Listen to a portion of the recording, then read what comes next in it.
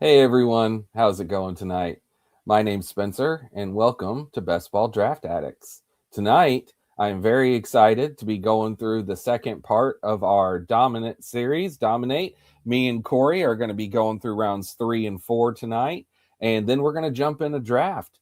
So we're not going to waste too much time, and I'm going to go ahead and bring in my football co-host, Mr. Corey Lee. What's up, buddy? Hey, how's it going? How are you tonight? Oh, I am doing good. I am doing good. Very Love it. excited to get this going. Yeah. I wanted to ask you, so have you done any drafts since we did Tuesday, since we did our first Actually, show? actually, surprisingly, no. I don't know. It just honestly the it just got busy at work and just didn't get a chance to. But yeah, you know what? I'm just not in mid-season form yet. I know we're not. Hey, it's not there. We're not even to the draft yet. That's what this is all about, getting us there so that whenever the time comes, we are ready to nail these things. We here on this channel support responsible gaming, and we are trying to pace ourselves. Yes, exactly. Pacing is key because there will be a time for me in particular where I'm just going to go nuts, but that time is not right now. No. However, I have done a couple drafts since Tuesday. This is why I was Okay. asking. Yep. I got an awesome three, Chase, a pick three where I got Okay. Chase, and then got a stack with Chase Brown and then Joe Burrow in round 5, and it turned out really nice. I'll have to show you that team. The old double chase. I love that. The old double chase. Well, you know what? We're not going to waste too much time, and we're going to go ahead and get this thing started. Now, Corey, remember back whenever we did our first video and it didn't go live? I'm going to check, make sure that we're live. We are. Okay, so we're good. All right. So, again, we're not going to waste. What about chat? Last time Um, we had an issue with that. that should be no issue because that was Late. because kids mode was turned on, so that shouldn't be tonight. So we I'm should going be to all take the good. blame for that. It probably because I have kids that watch YouTube a lot, so because I'm a really good parent, so I'll take the blame for that one. Hey, that's all right. No big deal. But buddy, I tell you, I am ready. I've been excited to jump into this next batch of players, talk about Yeah, them, and do another draft. So let's not waste too much time and let's get to it. let's roll it. All right. So for to get us started, so this is just our breakdown of the players we're going to be going through tonight. So we're going to be going through rounds 3 and then rounds 4. For round 3, as you can see, well, I'm just going to go through the positional breakdown. Actually, I'm not going to list all the players. We're about to do that. But in these 2 rounds, we're going to have one quarterback. That's Josh Allen, who's the first one off the board. 6 running backs, 16 wide receivers, and 1 tight end. So remember when we did rounds 1 and 2, the majority of players were running backs, and there wasn't very many wide receivers. Now that's swapped in rounds 3 and 4, where the majority of players are wide receivers. So that immediately tells me, you can get some anchor running backs and then still be able to add some really nice wide receivers here in round 3 and 4. Even if you wanted to go double running back, not that you have to, but let's Mhm. say you're someone like me who did the running back tight end thing, like I did in our last draft we did together. Right here is really nice to be able to still get good wide receivers in the 3-4. The potential stack pieces from these rounds. You see, we've got Olave and Etienne, but they're both towards the top to middle of round 3. So unless you took them at the 2-3 swing together, you're probably not going to be stacking those. But you do have the opportunity if you went about it that way. Mhm. A.J. Brown and Devonta Smith, they line up where I could see their ADPs. I could see if you wanted to stack them, that being able to fall into place quite often. Mhm. Breece Hall and Garrett Wilson, this is one I know you would love. And they are both round 3, but you see where Breece Hall and Wilson's ADP is, there's a chance if Breece falls to the end of 3 that you could double tap if you had that 3-4 swing, and you Mhm. could theoretically get some Hall and Wilson teams in there. Mhm. We've got Bucky and Egbuka. Now, both of them are round 4, so it's the same thing as what I was just saying. You would have, if you want to pair them together, you're going to have to take them together at the 3-4 turn. And then finally, Luther Burden and Colston Loveland. which is crazy that I'm talking about those two names in the rounds 4. But here we are. Change in a year. Here we are. A lot can change in a year. So that's anything you want to talk about from this before we move on to the first player, which will be Nico Collins. No, I mean, I think that the biggest thing that stands out to me is like a year-over-year thing is the lack of quarterbacks going in this range. Like, so especially because you mentioned the Brown Smith with Philly, that stack is a little more viable since you're getting a little bit better. You're the hurt. You don't have to take Hurts in round 4 or 5 anymore. Actually, I don't remember if his ADP is round 5. I think I think he is going to be around 5, but still, he's not round 4 like he was. Yeah, he's going at pick 69, QB6 right now. Yeah, so see, there's a good stack chance there if you wanted to try to get all of them together, and you might even be able to do it with Saquon. Yep, that's actually what stood out to me is that, and then the lack of, it just seems like the market 2 years ago, quarterbacks, there was those couple years where it was like the big 4, and if you didn't have one of them, you were screwed, and like the market's adjusted back to how it used to be. Yeah, absolutely. All right, well, buddy, go. Let's get kicked off here. So Nico Collins. Now, here's my initial Nico take. I generally don't draft Nico very often. He is at a better price this year than he has been because I know he was going at the top of round 2 last year. But with Nico, as good as he is, my reason why I stay away from him usually is just because of the Texans and CJ Stroud, which I'm not that big on. But I still like him. I still think he's a good wide receiver in real life. It's just, this is why I'm not usually looking at drafting him. What's your thoughts on Nico? Yeah, I'm with you there. He was going wide receiver 1, and it was as a wide receiver 1 last year, and it was based on what we had seen before he got hurt last in 2024 is he was putting up elite wide receiver 1, like he was top 5 receiver, and then the injury derailed that. But it's CJ Stroud. It's the inconsistent Houston offense, a great defense. So not a lot of high scoring games either. So great point. I would, Nico, I'm cautious. I think it's a fine wide receiver 2, but he doesn't have the wide receiver 1 upside that we thought he did this time last year. Yep. And that's where I'm at. So we're on the same page. Good player.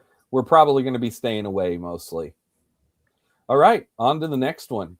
Now, this is one that I am much more in on, and Mr. Chris Olave. Of course, as you know, I'm still a hangover Saints fan from the Drew Brees days. Yeah, I'm not really a Saints fan. I'm a Drew Brees fan, but I'm a Saints fan still. I have a soft spot still. Kamara is still there. So yeah, right. Yep. But Chris Olave, I'm a big fan. I drafted him in Dynasty as a rookie in one of our leagues, and he's been such a great player to watch. He does have a tendency that we've seen some injuries happen, like the concussion problems from 2 years ago, but he mostly stayed healthy last year, and I was thrilled. I really like the potential for what the offense could do this year with adding Etienne and Shucks year 2. So I'm going to be in on drafting Olave. What say you? Real quick anecdote here. It's funny that Spencer, you are, just for the people that might not know, you're not really much of a college football fan. You're a big NFL fan. You have an NFL allegiance, or you don't have an NFL team, but you have a college team, which is just kind of crisscross there, kind of crisscross applesauce there. But I know, like it's because I know you're a Purdue. You're a Purdue guy. But anyway, Chris Olave, actually, so I just said a lot can change in a year. Chris Olave is the prime example of that, in that this time last year, he was being taken in round 7, 8, or round 6, 7, 8, something like that. And that was just based on the talent that we knew he had. But this time last year, we were thinking he was one big hit away from career maybe being over. And that didn't just go away. He just finally had a healthy year, and he had a great year. I mean, what a value. The talent has never been in question. To my knowledge, I don't think he's been signed long-term yet. He was the 2021 or 2022. No, he was the 22 draft class, I think. Wasn't he? It's a 20. Anyway, right. Yeah. But anyway, so yeah, age 26. It's for me. I'm a big fan of his game. Especially because Tyler Shuck looked better. It'll be interesting to see if the Saints, which direction they go in the draft, if they add a receiver to be on the opposite side. I will draft him. I'm probably not going to have that like over 15% exposure kind of guy is probably what I'm thinking initially. Again, because there just is that, little injury thing floating around there. I shouldn't say little, but it's a big injury thing. But yeah, I mean, it's hard not to like the talent and what he did last year. And it seemed like him and Shuck had a good thing going.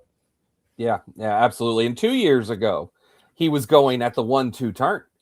That's how high we thought of him before the concussion issues of 2 years of 2024. So, anyway, just something I wanted to point out there, because last year it was a drastic drop in price from the year prior. And now he's right in the middle grounds, right? So I think he's a very good price. All right. Next guy up. This is one of my favorites, Josh Jacobs, a guy who I have drafted time and time again on Underdog for the last several years. He always seems to be undervalued, and a guy who's just produces every year. I don't think that that's necessarily going to change, even though he is getting older now, going into his age 28 season. I still like the Packers offense. I'm still going to draft Josh Jacobs this year. How about you? Yeah.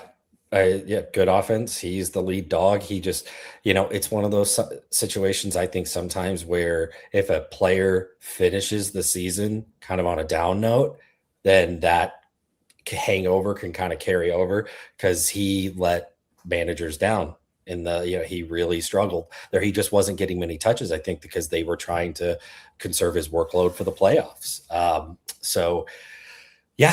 honestly, like, I think if you go receiver, you could do a lot worse with your RB1 with Josh Jacobs. Like that's how I'm thinking. Like if I go running back in round 1 or 2, I'm probably not drafting Jacobs just from a build standpoint, nothing to do with him. But I personally, if I do start receiver and Jacobs is there as my potential RB1, I'm very okay with that.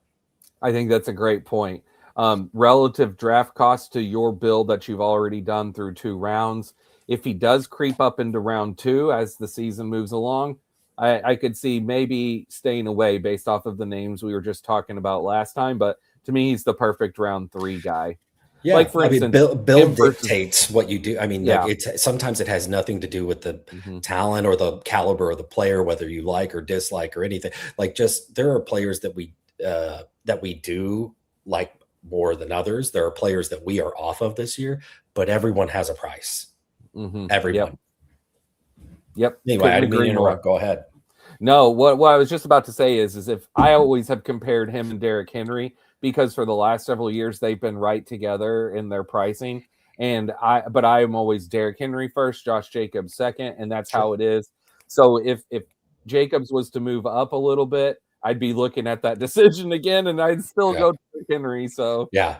I mean, Jacobs, the age and the knee stuff, that's the only reason he's where otherwise he should be a rock solid round 2 pick. He's just going where he is because there's just that little bit there's that risk baked in there to where you don't want to spend a high draft capital on him, and then same thing happens as last year. So I get it. Yep. All right, let's move on to the next guy. Your favorite quarterback, the best one in football, Mr. Josh Allen. Woo! We could do a whole episode on that. We aren't going to do a whole episode on him tonight, so I'll just give my quick thoughts. I love Josh Allen for fantasy. Josh Allen is an incredible fantasy quarterback for Underdog. Do I reach up and take him in round 3? Not very often. I don't generally look to draft my quarterback here in round 3. I do think that he deserves it because of his rushing and the touchdowns he gets, which is just proven year after year.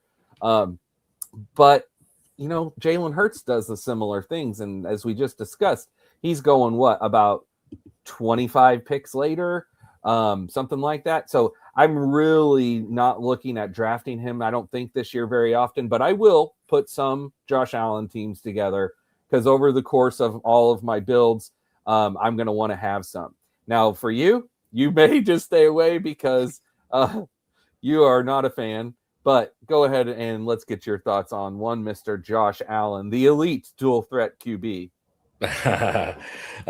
Sorry, I was just looking, just make sure. Welcome to live chat. I'm just gonna, just to make sure it's working. Was that weird if I just put like a quick, No, go for it. Say sup. Or whatever. Sup. Did it go through? It sure did. Sup. Just making sure. Okay, sorry, but okay. So Josh Allen. So looking at your slide here, the only thing that I think you missed is overrated. Oh, I see. I just don't see it anywhere. Yeah, I left that one out. Yeah, no, okay, and that's fine. I just want to be here to keep you honest.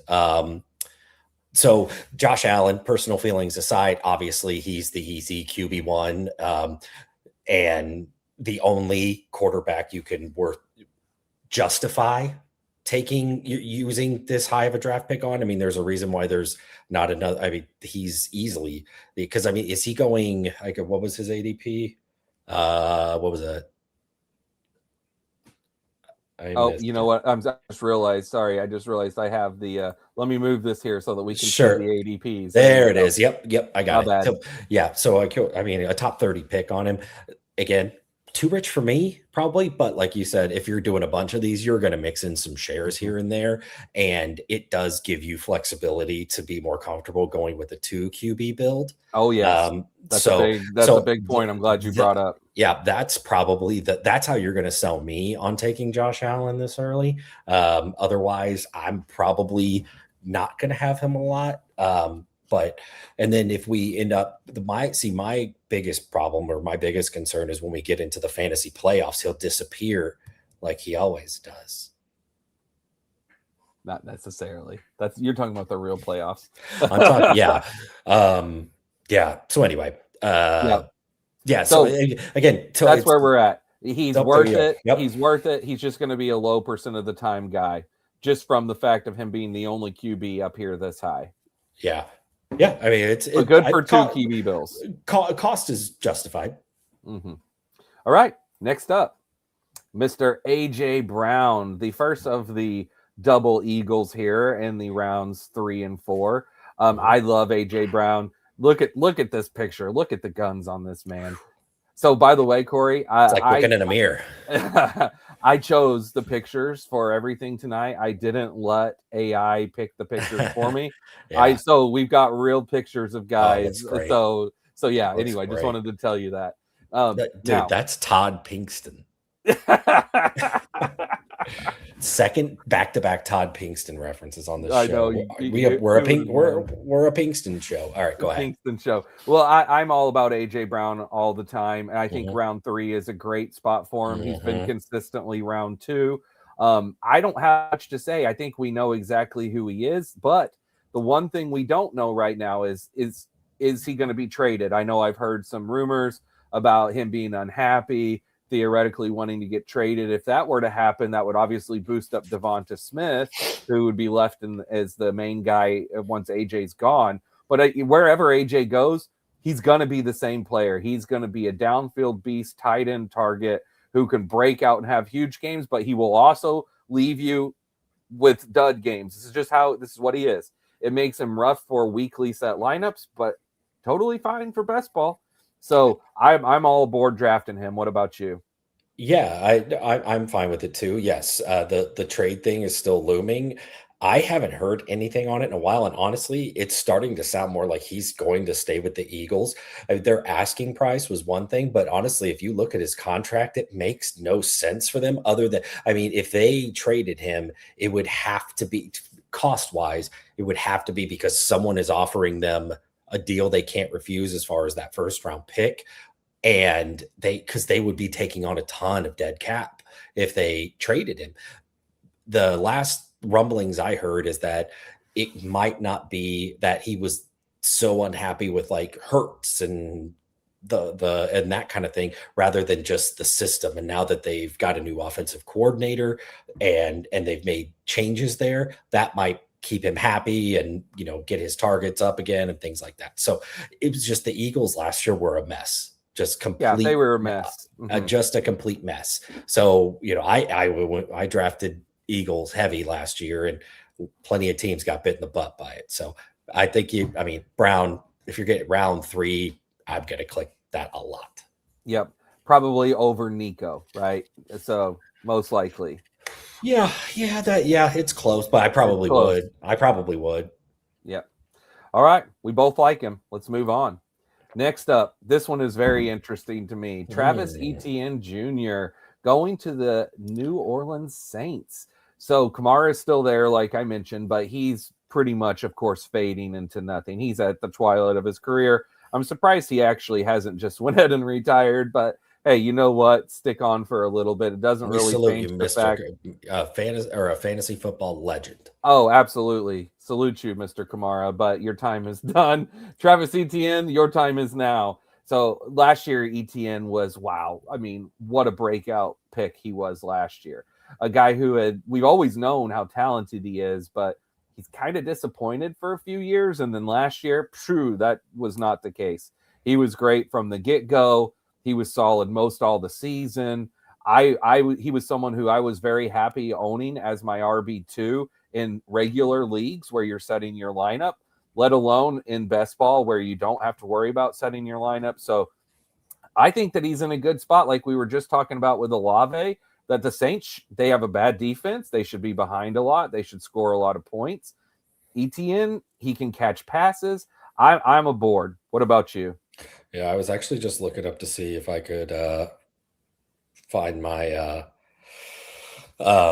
my exposure from last year, because I was gobbling up it's actually Etienne is what he said. It's not Etienne, it's Etienne, but for all intents and purposes, it's Etienne on this channel. But so I was huge on it last year because every time it felt like a no-brainer to me. 2023, the guy was an RB1, a top 10 running back, a top 10, I think he might have been top 10 overall. Well, anyway, top 10 running back, and he was drafted as such in 2024 and absolutely burned everyone. He was probably the biggest disappointment fantasy wise, at least at the running back position that year. So fast forward last year, contract year, love a contract year. And yeah, I mean, he balled out. He was great. And I will say this cost is probably a little high for me. It's a little high. I agree. It is. It's a little high. We'll have to see kind of how things shake out as far as, I mean, yeah, I know Kamara is on, but he's still there. And they're still going to probably feed him. And Etienne, he got starter money. He's the RB1. He's the guy, and it was kind of there. So the Chiefs and the Saints had the same strategy of okay, we would love Jeremiah Love. He's probably not going to be there. So we're just going to go ahead and lock this up so we can go a different route in the draft. But I like Etienne, but this is a little rich for me. If he moves down draft boards a little more, if we're looking at if it was a 5th round, I'm probably smashing that button every time. 3rd is just a little rich for me. 4th sounds even a lot better. It'd be nice if he'd flip a little. 4th is good, and 5th would be great. But I'm probably taking a few other guys. As I discussed going into these, when we looked at the overview of these rounds, rounds 3 and 4 are usually going to be the best rounds to grab your wide receivers. So that's what most of the time we're going to be looking at. So, but we both like Etienne. We were both in on him last year. He paid off. He was probably my 3rd or 4th highest exposure was Etienne last year. Yep. So, but we're going to move on to the next guy. And the next guy is an awesome young wide receiver, Tetairoa McMillan of the Carolina Panthers. My number 1 highest drafted quarterback last year was Bryce Young. That did not work out. I thought, QB3 late at the end of these, it'll be good. Well, it was better than who my number 1 was. Yeah, that's true. McCarthy. Yeah, JJ McCarthy was my number 1.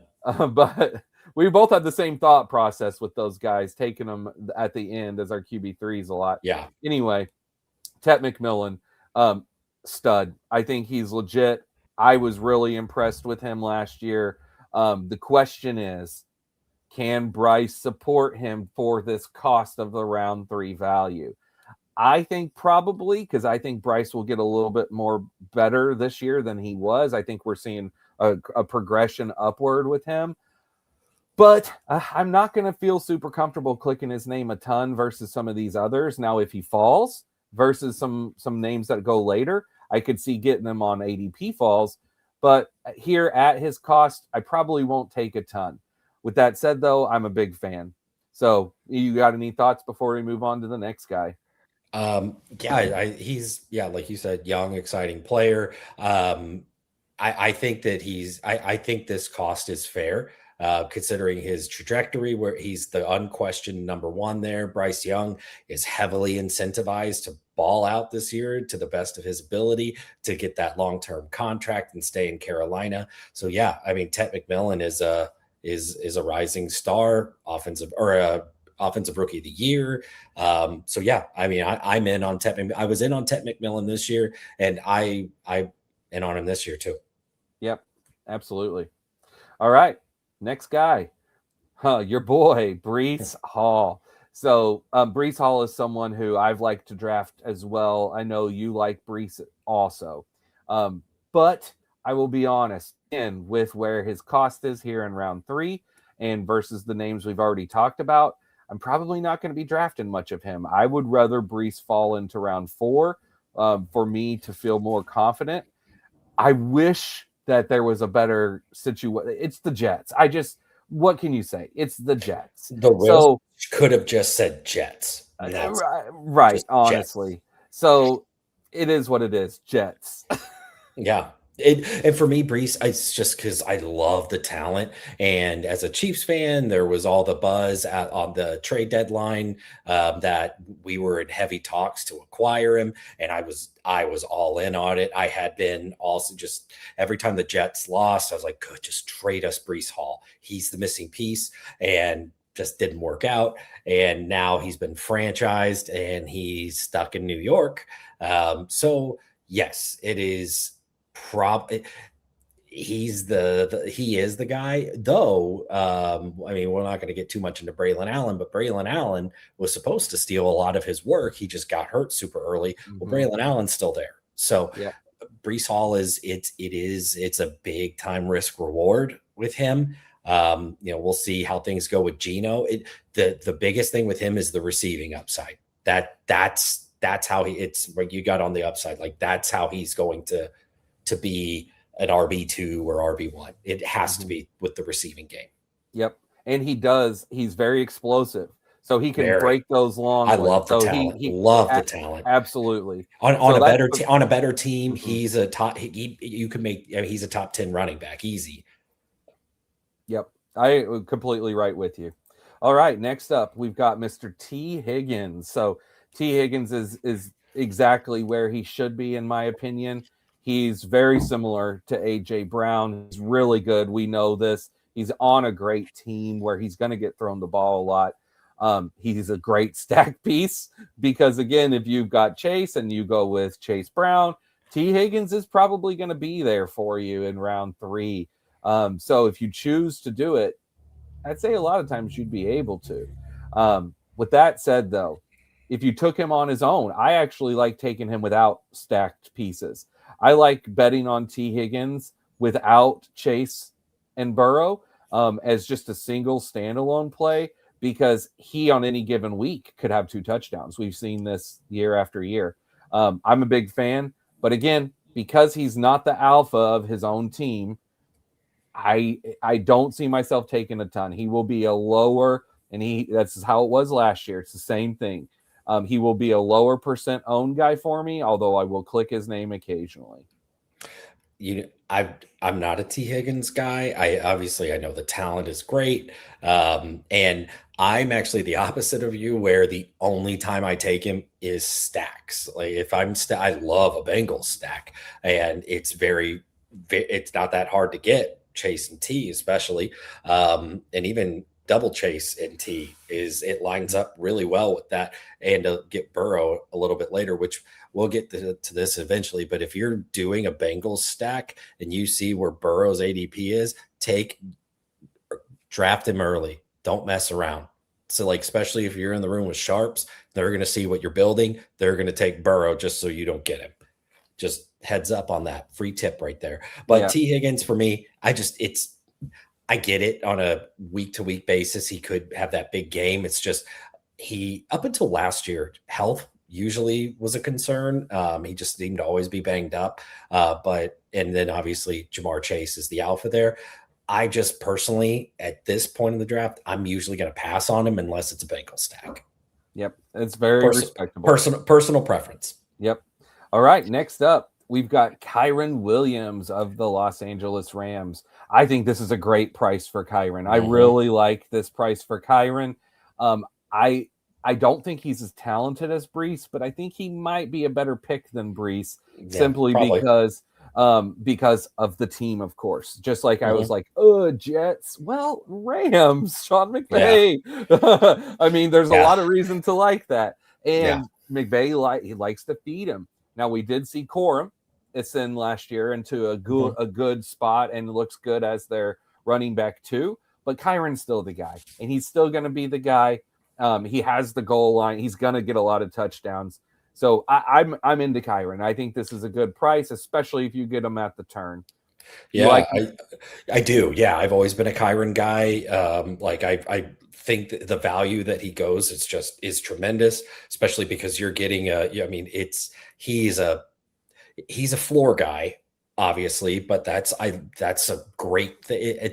You know what? I'll say it's kind of like if you go wide receiver, and you end up with Kyren as your RB1, you can live with that. And I'm okay with that. Corum, whenever we did our draft last week and he was a top 100 pick, that honestly blew me away. McVay is usually a one-back guy. Now, I know that kind of changed a little bit last year, but I think a lot of it had to do with Kyren and fumbling issues. Kyren's had that in the past of being a fumbler. So hopefully he kind of gets that under control. But I really like the ADP, and I'm going to probably click on his name quite a bit. So I like Kyren. Yep, me too. And we know if Duggar was on here with us, he'd be singing his praises. Yep. Yeah, I mean, he's kind of like he's in the same ilk as like a Josh Jacobs to me. Yeah, very much, very much. And that's why I'm like, I think this is a good price. He's even later. Like, I could see him up there with the Josh Jacobs price at the start of round 3 as opposed to the end. Speaking of the end of round 3, we're almost there, but we are not quite there. We have now reached one of the best, funnest picks of round 3. Maybe the one that I will have the highest shares of, but I really want to talk to you about this because I have a few questions that I want your thoughts on, because I know you know plenty of Rashee. So with the Chiefs this year, do you believe that with whatever the deal is with Mahomes and what's going to happen with the offense, that Rashee can return elite upside? Because I think that he's a end of round 3 pick that could be maybe end of round 1, right? Start of round 2, like that level of talent with Rashee. But he's the suspension thing's done and gone, right? There is no more suspension that we have to worry about. That part of him is over, unless we have a Profar thing where he does something else. But you can't rule it out. Unfortunately, you can't rule it out, I guess. But yeah. So I just wanted to get your thoughts on Rashee. Obviously, I know you like him, but do you think that he can ascend this year to a true wide receiver 1 for fantasy? Yeah, and it's like you can tell that you made slides before the news yesterday, because you have him at ADP 34. So he's actually already leapfrogged Kyren and T. Higgins at ADP since that news yesterday. I'm actually glad you said that real quick. Yes, whenever I make these slides, that is their current ADP as of the day, and I made these like 2 days ago. So yeah. So it usually doesn't change that, but they won't be exact. They will be exact as to when I made them, but right. But so Rashee, right. And real quick, just a quick disclaimer here: we are a fantasy channel, so off-field stuff, that kind of thing, legal problems, anything like that. It's, it is what it is. We're going to always discuss it from a fantasy perspective, and that's it. With that said, yes, the suspension is off the table. Now, could other things pop up? It seems like with him, that kind of tends to happen. But it'll be telling what the Chiefs do if they have 3 top 40 picks.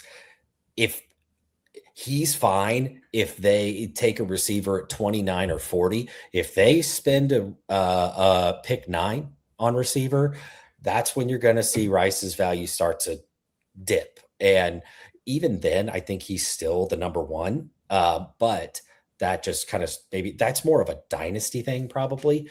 But it'll eat into his target share. I'm gonna draft the crap out of him. Just not even like as a Chiefs fan. It's just Mahomes trusts him, and when Mahomes trusts you, he is going to pepper you with targets. And Worthy, I think, is a good buy low right now too. But Rashee Rice, yes, of the entire 3rd round, has the highest ceiling. Yeah. That's why I'm like, I think that he probably should be a 2nd round pick. Yeah, I don't want to say like this year's JSN necessarily, but it's close. But it's close. Yeah. Like that. I mean, he's the guy. If we were to say next year, who of this round 3 could be pick 5 overall, like JSN this year? Yep, it's Rashee. If Chiefs don't spend a high pick on it, like then his ADP is only going to skyrocket. So right now, grab your shares. Yep. And hey, worst thing is he's still going to be the wide receiver 1 in Kansas City regardless. But if they don't take a wide receiver at pick 9, then I don't know. Honestly, his ADP is going to be to the moon. Yep. All right. Well, before we move on, Gab for Life, what's up, my friend? Nice to have you in here and appreciate it. Yes, I love this Rashee Rice picture too. I thought it was great. Sick. All right, next one, the end of round 3.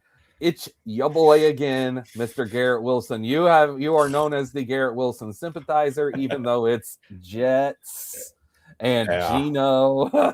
I am not a Jets fan at all. But I also love Garrett Wilson. I'm a big Garrett Wilson guy too. I really wish he'd go somewhere else. Be attached to a good quarterback somewhere, but your lips to God's ear, my friend. But I'll still draft him. I drafted him in our first draft at the 3-4 turn. I'll continue to do it. I will definitely take Rashee before him, but yeah. So I'm in. What say you? Yep. I mean, it's just the talent it's just undeniable. He's so good. He should be an alpha wide receiver 1, and he's not because of the Jets. And to start last year, before he got hurt, weeks 1 through 5, he was wide receiver, I think 4 or 5. And that's I drafted him. You remember every time he was there in the 3rd round, I clicked his name. I couldn't stop drafting Garrett Wilson. And that first month, it was great. Good. It was looking great. And then it was injury. So it wasn't as much Jets as it was injury. Injuries happen, unfortunately. And then 2 years ago, where people thought he was some sort of disappointment, and he literally was a top 10 wide receiver. Yeah, I know. That's why you go into last year, there was a narrative around him that he had been a letdown, but it was like he was still really good. What are people talking about? He was great. It's just the Jets traded for Davante Adams, and that ate into his obviously slowed his momentum down. But I'm still drafting him. Like I can't stop. I can't stop, won't stop. Can't stop, won't stop. Garrett will. I just love it. Yeah. To the moon, baby. Yep. All right. Now we enter round 4. And we have one of our only running backs of round 4, Mr. Bucky Irving, who obviously could be round 3. He will be an interchangeable round 3-4 guy. I'm a Bucky guy, but last year was a disappointment. I was really in on taking him at the end of round 2 last year. It's like him or Chase Brown, right? Those were like the hot end of round 2 names last year. Yep. And so hot right now. So hot right now. And it didn't work. Now they have signed Ken Gainwell, right? That's something that we've talked about, Mr. Kenny Gainwell. I have done 3 drafts so far. I've taken Ken Gainwell at every one, I think. So I'm going to have a lot of Kenneth Gainwell this year. You're wearing a Bucks jersey right now, right? I've got my Mike Allstott jersey on, right? And but with Bucky, I think this is a good buy. I think this is a good buy low. It's a dip in price. He's still really young, just going into age 24 season. If he continues to dip, if he were to fall into the mid to late second round, fourth round, I would love that. I would really love that. If he moves up the other direction to the middle of 3, again, I'll probably be looking at these other wide receivers or, maybe Kyren, like we had talked about, over him. Yep. So that's kind of where I'm at. Yeah, I'm with you there. I think he's priced. This is probably where we should have been drafting him last year. He was just such an exciting player that finished on such a high note that you look beyond the potential negatives, which is he's a smaller guy. He didn't test. Now, this doesn't mean everything. The reason that he was a late draft pick in the real NFL draft is because he had an awful combine, just absolutely putrid scores on the combine were terrible. So then when he burst on the scene in his rookie year, he was just such an exciting player. I feel like he was kind of like the internet's boyfriend, like the fantasy community, like everyone was in love with him. But yeah, fourth round, I'm fine with it. I'm very okay with it. I'm very okay with taking it. I think Gainwell that's a thing. And I think Gainwell is a great value right now. We'll talk about him later, but so that I think is going to eliminate the potential like 3 down workhorse, but that's not really who Bucky is. Bucky's going to get they signed Gainwell the real money. So he's going to have a role. It's going to be a timeshare. That's my biggest concern, but it will keep Bucky on the field more, which is a good thing. Yeah, absolutely. I wanted to throw this up here. Lane jumped in and says, do you guys want to analyze my team IDP and hear the settings? Lane, yeah, go ahead and throw that in the comments. And when we reach the end of the players here, at the end of round 4, once we jump into draft, which, by the way, anyone who's here, as soon as we finish this, so 11 more players, we're going to jump into draft. And Lane, yeah, if you throw that in the comments, we'll talk about that after we finish the players here. Absolutely. Corey, me and him are in several different IDP leagues, and I'm not a big defensive player guy, but Corey knows a lot more than me about that. All right, next up, we've got Mr. Lad McConkey, a guy who you took in our first draft last time. I was a big fan of Lad in his rookie season. Yes, I was disappointed with him last year, but he finished strong. He finished very strong. And I'm going to be really in at this price this year. I think that he's a great 3-4 swing pick. I'm right there with you with Garrett Wilson, Lad McConkey. I don't really know that I would necessarily take Wilson over Lad. I think Lad could be better just simply because of Justin Herbert. I obviously think Garrett Wilson is more talented. But anyway, yeah, that's my thoughts. I'm in. What about you? If you had to pick of who's going to be this year, if you want to say, like, if you're going to do a comparison of this year's JSN, I think it could be Lad McConkey. I think Lad last year was being drafted a bit too high, and that's not hindsight. I had so few shares and so few little exposure because I was just I just wasn't sure. Like I wasn't sold 100%. I think his skill set, another year in the league, and now we talked about it ad nauseum last week, but Mike McDaniel can scheme guys open, and McConkey is the perfect fit for that. Last week, I want to amend something that we were talking about the Chargers receivers. I completely forgot about Quentin Johnston. Yeah. Good call. Completely forgot. I even mentioned Keandre Lambert-Smith, and we didn't even bring up Quentin Johnston. Quentin Johnston, who had a really good season. Oh, he was great last year. He was a kind of a league winner-ish. Mm-hmm. But anyway, yeah, Lad McConkey. I mean, I think I'm not planting my flag in this yet. We got a while to go. Yeah. But he's a candidate if you want to say like a potential like breakout top 5, kind of JSN-esque kind of thing. I think Lad McConkey's on that short list. And he's right in that range, right, of where JSN was last year at this time. Yep. So, all right. So we're in. Okay, next up. This is an interesting one. Emeka Egbuka. So Emeka Egbuka had a I don't want to say it was all on him. He had some injury, right? And Baker had some injury. So I don't want to say that the lack of production as the season went on was all his fault. Sure. But Mike Evans is gone. This is a big thing. This is one of the main things I want to point out. Which is so weird. I know I'm still not used to it, but Mike Evans is not a Buccaneer anymore. Egbuka will probably step into that main role, and Godwin will keep his secondary role. Wouldn't you agree? Yeah. And I think Jalen McMillan will have a nice little breakout as the third wide receiver. Yeah. But I think Egbuka is a good pick. With this said, though, based off of the names that I know we're about to talk about here in a minute, I'm going to have a hard time clicking him a lot. I do like Baker, but Baker plays hard and injuries just come along with Baker, right? Like just hurting his shoulder or hurting his knee or whatever. Like he plays tough and hard, and that's just going to come with it. So yeah. I don't know. What do you think? You think you're going to draft Egbuka this year? Is he going to be a target of yours? Yeah, in the 4th round, I think so. I like it. It's always going to depend on the build and all that kind of stuff. But yes, I obviously the talent, we saw it. He's a 1st round talent, and we saw it last year, especially that first was 6 weeks or something that. Where it started off was like, "We're here we go." It's jump on, here we go. But yeah, and then it tailed off, and the Bucs offense as a whole really just tailed off. Baker has supported multiple receivers and multiple fantasy receivers for years now. As long as they're on the field, that was just last year a huge problem for the Bucs, is keeping guys on the field was a big issue for them. And so if they can stay healthy, you mentioned the 3 receivers, Cade Otton, they just extended. They've got Gainwell and Bucky now, and they've got weapons. It could be a really good offense. You can get, and it's what should be a good offense with pricing that's very fair.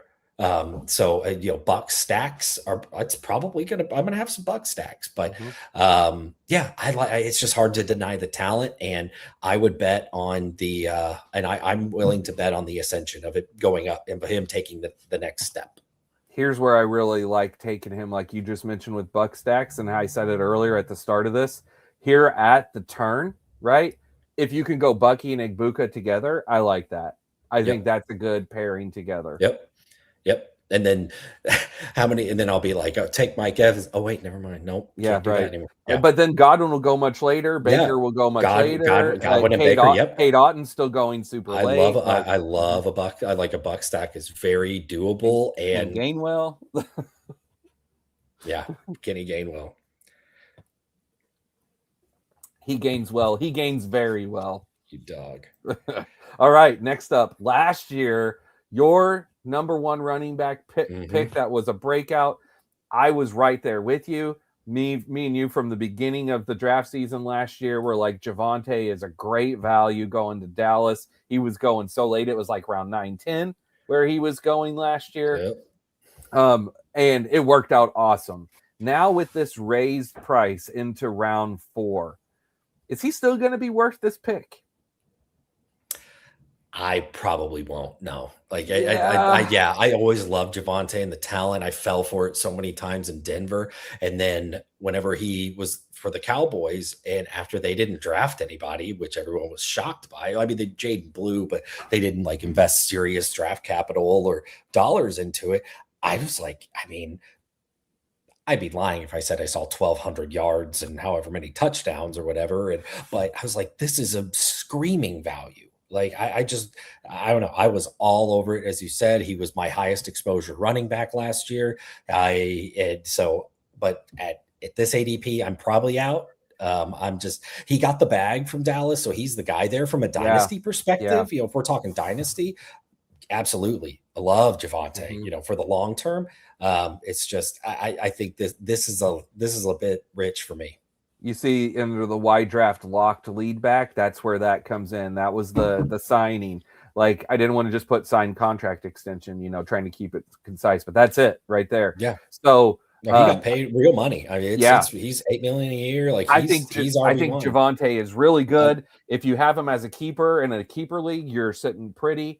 But having to draft him here, I don't know. Yeah. Of course, we'll probably click his name some, right? I'm sure we will. He's not going to be a 0 drafted guy. it's just not going to be a target. Yeah. I mean, like goal line, he's the guy, that's always great, especially best ball, and he's the unquestioned RB1. So there is absolutely nothing wrong with taking him. It's just, there's some other guys that maybe I'd be a little more comfortable with. You know what? I'll say Javonte will be on teams where if I go receiver, tight end early and decide to push running back a little more, then I'll probably have some Javonte. But yeah. See, I feel better with him as a 2. I would rather have a good running back. Sure, yeah. So like we talked about the guys who I would feel comfortable with a 1 up to this point. I've agreed, Jacobs, Bucky, Kyren. These guys I would feel okay with as my 1. But even Etienne in the previous rounds, like Etienne, Javonte, I would rather them be RB2s on my team. Mm-hmm. All right, next up, Mr. Zay Flowers of the Baltimore Ravens. So the Ravens have completely overhauled their coaching, right? Harbaugh's gone. I'm pretty sure they got a new offensive coordinator too, right? Todd Monken went to Cleveland. So they've got a new offense this year. It's going to be real interesting to see how that will translate into. They hired a defensive-minded head coach in Jesse Minter, but it's fine. Because Zay's still the main guy. Bateman last year was a bit of a letdown, I would say, based off of what we were thinking of him from 2 years ago, where he kind of broke out. And I don't know. We'll see what they do in the draft, but Likely's gone. Who else am I missing at wide receiver for them? DeAndre Hopkins is gone. I was going to say I wasn't even counting DeAndre. Yeah, right. But Mark Andrews stuck around. Like they paid Mark Andrews. And they've got Zay, I don't know if you've heard. So he's up for contract extension. So he was the 2023, right? Yeah. So 3, 4. So he's got 2 years left, but he's extension eligible, and he's trying to get JSN money right now. And I know Baltimore's like, we love you, but not that much. But we'll see what he does. What if he comes out and balls out this year? This is one I'm in on this because of that very reason. I like Zay. I like Zay as a player. It's the thing is Zay. His ceiling is just capped, and it is what it is. It's mostly because of touchdowns. It's just he gets the targets. He had a lot of targets last year. I mean, I don't know target. I'm sure the target share is off the charts. I know he had a high number of targets last year. And he had it was 1,200 something yards last year. That's great. It's just he's never been a touchdown guy because he's a smaller frame, and that's always going to cap his ceiling as a wide receiver too. It is, and here on Underdog, this is half point PPR. I'm sure everyone who's in this knows, but in case you don't, Underdog's half point. There's a big difference between half point and full point PPR for what these guys score for you, especially if they're getting between 6 to 8 catches. Yep. That extra 3 to 4 points is massive. Yeah, it is. I mean, I missed. I hate to bring up a scar, but I missed a berth into the championship by 2 points, and that could have been the difference there. That was the difference. So, yep. All right. Next up, as we move right along, this is a very similar player, body wise and everything, to Devonta, but he's more down the field and is more touchdown oriented with Devonta. Wouldn't you agree? Better chances with touchdowns. He's just pure talent and everything. He's a better receiver than Zay Flowers, and honestly, I don't even know if it's close. Yep. And we already discussed AJ Brown's probably not going anywhere. If he did, then Devonta Smith to the moon, right? I mean, but I still like Devonta. I think he's just a really solid pick to throw in when you're building your wide receiver core. I would really love if here in the 4th round, if he was my wide receiver 3. I think he's a really nice wide receiver 3. If he's my 1, if I've gone RB tight end, if he's my 2, I still don't feel great. But if he's my wide receiver 3, I'm liking the build that I've got going, and I'm going to feel good about. Now I can if he's my wide receiver 3, I can probably push wide receiver a couple more rounds. That give me a chance to add in my running backs after that. So from a strategy standpoint, these are my initial thoughts. If AJ Brown gets traded, then Devonta Smith's value is going to skyrocket. But also, yes, I mean, honestly, Devonta Smith is a perfect best ball player.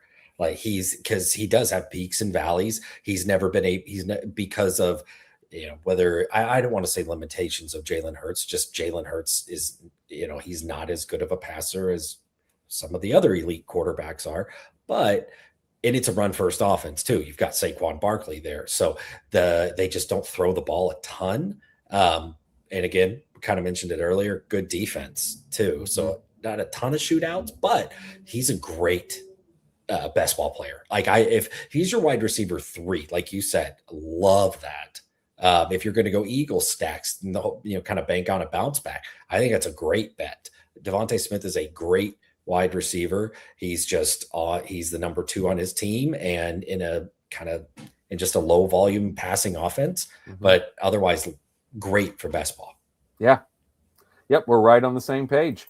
All right. Moving right along. One of the most This will be interesting. Round 4 picks, Luther Burden. Now, last year we saw what the difference that Ben Johnson made for the Bears. It was real. Anyone that thinks coaches don't matter, just look at the Bears. The coaches 100% matter. Scheme matters. And Caleb ascended with Ben Johnson last year. Luther Burden was a great rookie pick who was going late. There wasn't a ton of hype on him, and he turned some really good production. With this said, him hyped up to this round 4, it makes me uncomfortable. I'm like, I don't know if I can spin that. And same with his teammate, which we'll talk about here in a minute. It just seems awful high to me. With that said, I'm going to want pieces of them because I'm going to want some Bears teams. And these are the first pieces you need to get. And I didn't mention this, but why is he the top Bears wide receiver? Because DJ Moore's gone, right? So, which is weird. I didn't mention that with Josh Allen, but that's actually helped Josh Allen. That's right. Yeah. It really does. Getting DJ as his main target. It helps DJ Moore a lot more than it helps DJ Josh Allen. Yeah, but anyway, we won't talk about that now. So, what do you think about Luther Burden? ADP's high. Hey, he's a St. Louis kid. Love that. I'm not if there's any Mizzou guy peeps out there, MIZ, I'm not a Mizzou guy at all, but Luther Burden. Cory lives in St. Louis, so that's I do. So I hear about Mizzou, and Luther Burden, everybody was obsessed with him, but because Luther Burden was the top recruit coming out of high school, and he chose Mizzou so he could stay close to home, and that's what a lot of people might not be thinking, or the people that are ranking him this high, right? Just like Jeremy Maclin did. Yeah, right. But Luther Burden was pre-2024 season, college season. I mean, he was a consensus projected top 10 pick overall because of the talent. And then the way they used him at Mizzou is kind of like he was basically just a yak guy, and a lot of stuff behind the line of scrimmage and stuff. So whenever they drafted Burden in round 2 last year, Ben Johnson did it, the first thing in my mind is there's the DJ Moore replacement. That's exactly what I thought. And I didn't put a lot of stock into him last year, and he ended up in that second half being great, and pretty much kind of leapfrogging DJ Moore in the pecking order. But that's exactly what I expected, was him to take that leap. Now, I am a Rome Odunze guy. I loved Rome Odunze coming out of the draft and everything. And the talent I was like, God, he's just such a great talent, but it just hasn't come together. I don't know if that's a Caleb thing or if that's a Rome thing, but I mean, it's there at the end. It seemed like Caleb had the chemistry with Loveland and Burden more so than Rome. So we'll see, but he did. Well, he did. He flat out did. Now Rome started off good. Right, Rome great. Was good, and Luther wasn't doing much, and then it kind of swapped because Loveland and Burden, like you said, they broke out in the second half. I think Rome is actually. We'll get there when we get to our next show. Sure. Rome will be on the next show, but I'm going to be buying in on Rome this year. But nonetheless, I'm probably out on Burden at this 80. I just don't see myself clicking his name a lot, and that's just a me thing. I don't blame anybody for doing it. He could be the unquestioned wide receiver 1 there. It could. There's absolutely a path for that. I just am okay being wrong on that at this cost. Yep, right there with you. All right, couple more guys. One of our other boys. I say "our" because both me and you have been drafting Jameson an underdog since he was drafted himself. And last year, the year before, just it's paid off. It's paid off great 2 years in a row. I still like Jameson a lot. I'm going to draft him. Will I draft Jameson? This pick here, though, not a ton. That's the thing, is I'm going to still throw him in. It's kind of like Burden. I wish that his ADP was lower. If it was a little lower, I would be way more in. Why do I wish it was lower? Of course, Amon-Ra is going to soak up the majority of the looks. You've got Gibbs that's going to get a ton of touchdowns.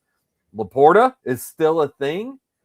But Jameson, we saw what a disappointing start to his season last year, right? But then once they were like, okay, we're going to make a point to get Jameson the ball. It happened. They second half breakout. They switched offensive coordinator because their offensive coordinator, they took play calling and Dan Campbell took it over. I don't think he's doing this year, but yeah, it's a new offensive coordinator and everything. They focused to get the ball to Jameson more is my point. And once they did, Jameson responded.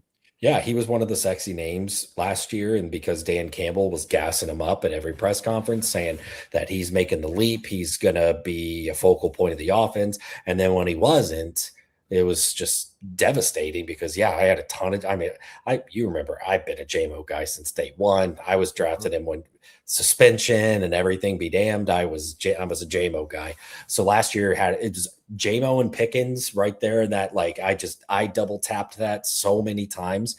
So love JMO, love the offense. I'm still like, yeah, I get this price. Probably on the higher end, hoping it maybe the market adjusts a little more once maybe more maybe the more general public start doing these drafts. Maybe it adjusts a little bit more. But I mean, just again, back to like Davante Smith, JMO is the perfect best ball player. Perfect. Oh yeah, he is. He is absolutely a great best ball player. And here's where an easy way that I could see him dipping into the next round in round 5, where I would have feel better about taking him. And that's when we get to round 5 next show. There's going to be 2 rookie wide receivers that are going in round 5. McCilliman and Carnell Tate. No, Carnell Tate we already talked about, didn't we? Or maybe we're going to. No, I think you're right. It's Carnell Tate. Because I drafted him in the last one. Yeah, Carnell Tate, McCilliman. There's another. Jordan Tyson. Right? I'm pretty sure that's his name. It is. Yeah. I'm still learning the rookies. But I was preparing for the next show, and I'm like, I can see once these rookies drafted, their names hyping up and helping push down Jameson and some of these guys we just talked about, like Burden, to a little bit more reasonable price in round 5, where I could see clicking them more. Sure. All right, next up, the other bear that has drastically risen up as tight end 3. Cory. I know, not wild. It's crazy. Wild. Yeah. In week like 8 or 9 last year of a league, I cut Colston Loveland because he was doing nothing. But what a terrible mistake. I kept TJ Hawkinson on my team and cut Loveland. Ugh. Wolf. What am I doing? What a terrible move. What an idiot. How did you not see that coming, dude? Oh, gosh, I know. But wow, did Loveland look phenomenal at the end of the year, and especially like in the playoffs. Oh my gosh, that Caleb Williams play thrown to him at the end of the dude. So I get the hype. I feel it. I'm gonna have a hard time clicking him because if I'm spinning up a tight end, I'm doing it on Bowers or McBride, but I know me. I am going to take some Loveland because, but I'm going to want him to, again, fall to the 5. I'm going to want him in the 5. He falls to the 5. I'm going to feel comfortable with taking him. I wanted to say, hey, what's going on? How you doing, my friend? Thanks for joining us here tonight. Appreciate it. And Core, what do you think about Loveland? You in on him? At that price, probably not. Again, I'm with you in that I just can't see myself clicking that name a ton. But yeah, I mean, like the connection that he had with Caleb was undeniable, and they spent top 10 draft. He was the first draft pick of the Ben Johnson era, and I mean, there were names there. I mean, he passed on Tyler Warren, and there were other names there that were, rock solid prospects, and he chose Colston Loveland. That's his guy. So I don't argue with people that are drafting him here. I really don't. I'd click his name before Luther Burden personally. Like if it were me, like I would rather go Loveland and then Roma Dunze, if possible, if I was doing maybe a Bears build. But yeah, what Huham says. He said he loves Loveland in this round. Sure. And I think he could, because again, like we're saying, I get it. Loveland is a beast. It's really, I think, more just a personal strategy of how do you like to draft tight ends. So, okay, think this time last year, George Kittle was probably the most popular 4th round pick as far as how people were seeing the value, because he was projected to probably be the top receiving threat, or the top, as far as like target share for a good offense. And it didn't quite work out that way. But I mean, that's where Loveland's going right now, is right in the George Kittle area of last year. So do you have the same confidence that you did in that? I would say higher myself, even higher, because of Ben Johnson and the ascension of that Bears offense. And it's hard, but obviously Kittle being over 30 last year at this time. With all that said, though, this is why I know I will draft Loveland, even though it's not going to be all the time, because I like to take good tight ends. I like to have 2 tight end builds when we're talking about 18 rounds. And I even if I do 3, I like to anchor a good one. So, and he's going to be in there. And spoiler alert, you mentioned Tyler Warren. Next show, he'll be tight end 4. And I'm going to be in on Tyler Warren too. Yeah. So for me, it's all about build for me. And honestly, too, how the board falls. If I'm not in love, no pun intended, with the guys that are around him, I'll click. I'm not afraid to click his name at all. I just naturally, I like to push tight end a little more and go kind of, quantity over quality, whereas you like to go tight end early and the quality over quantity. So for me, it's just kind of how the board falls. And if that's the best pick available, I'm not afraid. I think it's fine. I would take him over. I would. And we've got 3 more players to go through of this round, my friend. And then for anyone that's here watching, we're going to jump in a draft. So next up, by the way, how awesome is this Broncos jersey on Jaylen Waddle, Corey? So Corey, being the Chiefs fan, of course, is not a Broncos fan. But with that said, and Corey hates Bo Nix. Oh my gosh, wait till we get there. Corey can't stand Bo Nix. But I personally, I'll just say this. He's just not that good. I've been a Waddle guy. I think that he's in a good spot. I think we can expect similar to what Waddle has done for us up to this point. And if you take him, I'd say I wouldn't look at him as someone that I'm like, oh, he's on the Broncos now, so he's going to be so much better than he was. I think if you just expect Jaylen Waddle is who he is, and that's a good wide receiver, then it'll be fine. With that said, I wish that he was lower. Again, it fits the theme of that's a theme. I wish he was lower. And again, as the draft season progresses, I can see his ADP dipping. I think it's probably risen because of the trade to the Broncos. And I could see it dipping back. And if it dips back within the next month or 2, that's whenever I can see myself buying him. Do you see yourself ever clicking his name? It's gonna be probably not. I hate drafting Broncos, and I'm not advocating for that. It's just I just honestly, when I see them on teams, it just makes me mad. But I wasn't actually. So coming out of his rookie year, the first couple of years in Miami, I loved Jaylen Waddle, took him in Dynasty and that kind of thing. And then I just got tired of it. Every year, disappointing. Every year you had to spend 2nd, 3rd round draft capital on him, and I got tired of it. And then last year, his cost actually was a lot better, and I just still stopped clicking his name, and it was a guy that I was okay being wrong on, and that hasn't changed.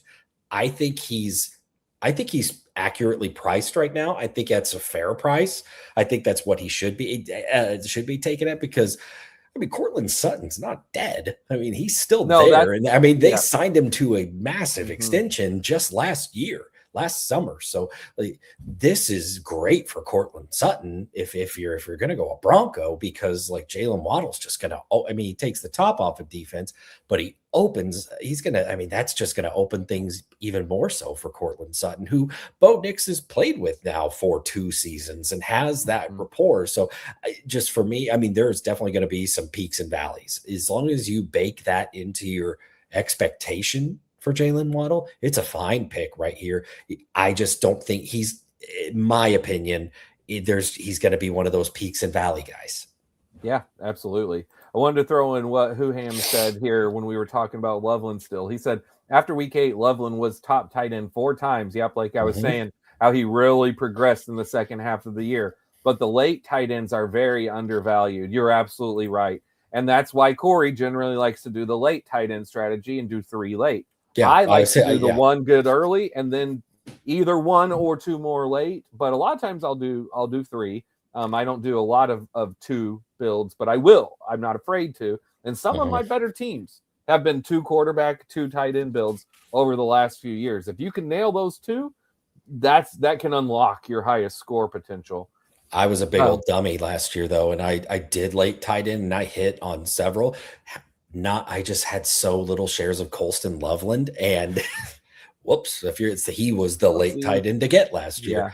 Because Tyler Warren at first was, but then the secret got out fairly early, and his value got in, like his ADP skyrocketed. And Warren, honestly, Loveland being above him is deserved because Warren doesn't have the upside that Loveland has, and a lot of that is to do with the system and the team he's on. Yeah, Warren's all about volume, and then also Daniel Jones coming back from an Achilles. And when Daniel Jones went down, Warren's value plummeted. I mean, he was done. Like, he wasn't even startable toward the end of the year. It was just a complete role reversal. And yeah, Loveland's got the upside. I mean, he's huge and just an athletic freak, and in a great offense. He's legit. Now, next up, we've got Mr. Scary Terry McLaurin of the Washington Commanders. Jaden should be fully back healthy, right? As far as you know? As far as I know, Jaden should be fully back. I don't have off the top of my head, I can't remember, have the Commanders brought in any other top wide receivers? No, and Debo's still a free agent. Okay, that's what I thought. So, I think they brought back De'Ami Brown, if you count that. No, I don't. Not as a top wide receiver. Scary Terry is someone that I have been in on drafting for year after year for the last several years, just because he just fits rosters so well at this point, at the end of 4 into 5, whenever you're bulking your wide receiver builds. Again, love him as a wide receiver 3 or 4 on your team. If he's a wide receiver 1 or 2, you've probably done it wrong. But as a 3 or 4, great way to build your team. You got anything else you want to say about him? I just had to real quick look because I knew that Cliff Kingsbury isn't the OC there anymore. It's David Blau. And if that name sounds familiar, see, there you go. Purdue. Yeah. So David Blau, he's only 30. That's he was just on the Lions back literally just a couple of years ago. Yeah. And did he start like the Thanksgiving game or something? He did. I don't know. Yeah. He sure did. I remember. I watched. I was like, David Blau. David Blau, baby. But yeah, no, I could 100% agree. I think like Terry McLaurin's a really nice bounce back candidate. I think that offense is a great bounce back candidate. And it just, again, remains to be seen if the Commanders go receiver in round 1. But yeah, I think if wide receiver 3, Terry McLaurin, love that. Yeah. All right. And then here we go. This is going to close out. What a end to round 4 too. Great screens, great picture right there too. Oh, dude, look at the guns. Picture. It turned out great. For a guy that has a Taco Bell in his house, dude is jacked. It's wild. How often do you think he eats at that Taco Bell? Dude, if I had a Taco Bell in my house, I wouldn't be able to fit on the screen. Remember, Ocho Cinco ate McDonald's every single day. Does. I follow him on Twitter. He still does. He still eats McDonald's like crazy. Oh, that's so good. Davante, I think, is an amazing end of the 4th round pick. Personally, I can see myself clicking this name a lot here. You like old boys. And I'm sure he's going to keep fall. I have loved Devonta. He's a Hall of Famer. Who hasn't no loved Davante? And I continue to draft him more and more every year. I wanted to throw in a couple things here from the chat. So Ace Boogie says next season Broncos 16-1, eat it. Chargers 9-8, Chiefs 5-12, and Raiders 2-15. That's a take right there. And then Lane F says Chiefs winning it again, probably. And then Gab says Davante hasn't tasted Taco Bell since high school. I don't know, man. He's got it in his house, and I believe it. I choose to believe it was on TV. I choose to believe it's real. I choose to believe it's real. And Gab also says Raiders winning AFC West. That would be a fun bet to make, because I could kind of see that potentially with all the changes and depending on how Mendoza does, or I should say Kirk Cousins. It would. Oh man, if Kubiak comes in and wins the division that's coached by Reed, Peyton, and Harbaugh, that's a feather in your cap. The Broncos thing, I hope that you're joking, because they won 13 one-score games last year. As a Chiefs fan, we won 12 the year before, and look what happened this year. So, and Bo Nix isn't that good. Oh man, if you guys want to get Corey fired up through these drafts over the course of the summer, just talk crap about the Chiefs or good about. No, really, actually, I don't care about that. It's just like. I know. Yeah. It's still right. Yeah. I honestly this. We're in Chargers season right now. Chargers for the next few, they're the front runners. This is Chargers season, and then halfway through the year, everyone's like, "Oh yeah, that's right." They always disappoint, but right now it's Chargers. This is Charger season right now. Yep. And then Gab says it's all about the money for Davante. He's a businessman. While Lane says, if he was all about the championships, he would have stayed in Green Bay. But then Gab says, well, the Rams are way better than the Packers. But he didn't go from Green Bay he went to the Rams. He went to the Raiders and then the Jets and then to the Rams. So yeah. The Raiders, he's about the money. I don't think he's about but yeah, and from a fantasy perspective, I think this is a rock solid pick right here. It's great offense. Obviously, touchdowns where you can't project him to score that many touchdowns again. There's going to be regression. Yeah, he's going to regress in touchdowns. Obviously, he's the easiest candidate to point out for that. That doesn't mean it's bad. It's just it's going to regress more to the mean. Of course. But at the same time, he's still in a high scoring offense, and Puka draws a lot of attention. So, and Davante Adams is Davante Adams. So I think it's a rock solid pick. We also talked about the Puka off-field potential issues, blah blah blah. Whatever. Yeah. But if Puka is there, it's actually better for Davante. Yep. So, sure. I agree. Well, that was great. We made it through, Corey. And about 30 minutes quicker than we did last time. So if we get it a little bit quicker, I think we can get through these players here in under an hour the next time. Mm-hmm. All right. So we're not going to waste too much longer. And guys, if you want to go ahead, and anyone that's watching that wants to draft with us, go ahead and pull up Underdog right now. I'm working on it. And Corey, what would you like to do tonight, my friend? You want to do a $3 little board or a $10 big board? I think last week, whenever we were looking at big board, I thought it was going to be full by now, but actually it's still open. It's still open, but it's getting there. It's at 92.4%. Yeah. I think for me, I'd like to just stick with the little boards only because little board I just don't want to get to, especially because the big board's almost full. I'd prefer to not dump one or two entries into that one. I'd like to just kind of maximize that, and then as those tournaments keep opening, get as many entries as possible. Yeah, we'll worry once the actual draft season kicks off here at the end of the month. We still a month away, really 3 weeks, right? The NFL draft is somewhere around the 24th or 25th. It's the 23rd, 23rd through 25th, I think. Yeah, and then a few days after that, 1 or 2 days after the draft finishes, the day 3 of the draft, then that's whenever Underdog will kick off the main tournaments. I'm pretty sure, based off remembering last year, it was around April 28th or something like that when they kicked off last year. Yeah. So all right, we're gonna do a $3 little board. Gabs. Yeah. Go ahead. Gab Yeah, says in the comments, he says no little boards left. Go for the big board, fellas. So he doesn't. He's out of little board entries, is what he's saying, because it's only a 20 entry max. Oh, got it. Okay.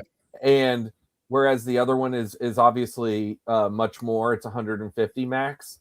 Sure. So are you good with doing a big board? Yeah. That way, Gab can twist my arm. No, yeah, that's fine. It's twisted. All right.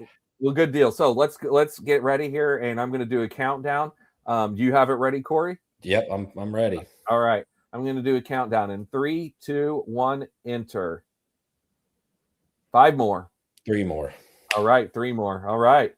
So we aren't going to have to wait long. Now, Corey, while we are waiting on this, I'm going to go back to Lane's comment earlier where he asked to look at his team. So it's a full PPR. 0.5 here. You can go ahead and see this here. Yeah, full PPR. I'm gonna get the draft board pulled up. Okay. Yeah, full PPR, tight end premium, tackles 1 point, sack 4 points, interception 6, starting 1 single QB here. Tight. Okay, 13 bench. I have Mahomes. That's a great start right there. I mean, I don't even need to keep reading. You're set. Etienne, love it. Gainwell, AJ Brown, Jerry Judy, Zay Flowers. Let's see, Kraft. Yeah, it's a good looking. Good looking team. Tyreek, that's going to be such an interesting one to just to follow him. I know. And like what from a dynasty perspective, especially. Like, what do you do? Here's his defensive players. Yep. Yeah, I mean, Daniel Hunter just got that contract with Houston is insane. Like just how it's structured, it's like basically a 1 year, $40 million or something like that. It's crazy, but deserved because when you said sacks, I think it was like 4 points, and he's a beast. Oh yeah, our draft has started. Oh, look at you, pick 2. Look at me, pick 2, and look who I'm getting, Mr. Bijan Robinson. Ooh, Bijan. I've heard of him. So, like I talked about last time, I'm good with Bijan or Gibbs at pick 1. So I will take it. I will take the Bijan at 2, 100%. And Gab's at number 10. So let's see what your handle is there, my friend. He is. Oh, he's right after me. I'm 9. Yep, he's right after you. He's Young Moolah. All right, Young Moolah. And then FK Coolers. What's up, buddy? Already done or I'd help to fill it, but always enjoy listening. I appreciate it, my friend. Thanks for being here. And you guys are both in separately. Yes, we are. Yeah, we're both jumping in and drafting these, not doing like together entries. We're going to win money, of course, so taxes.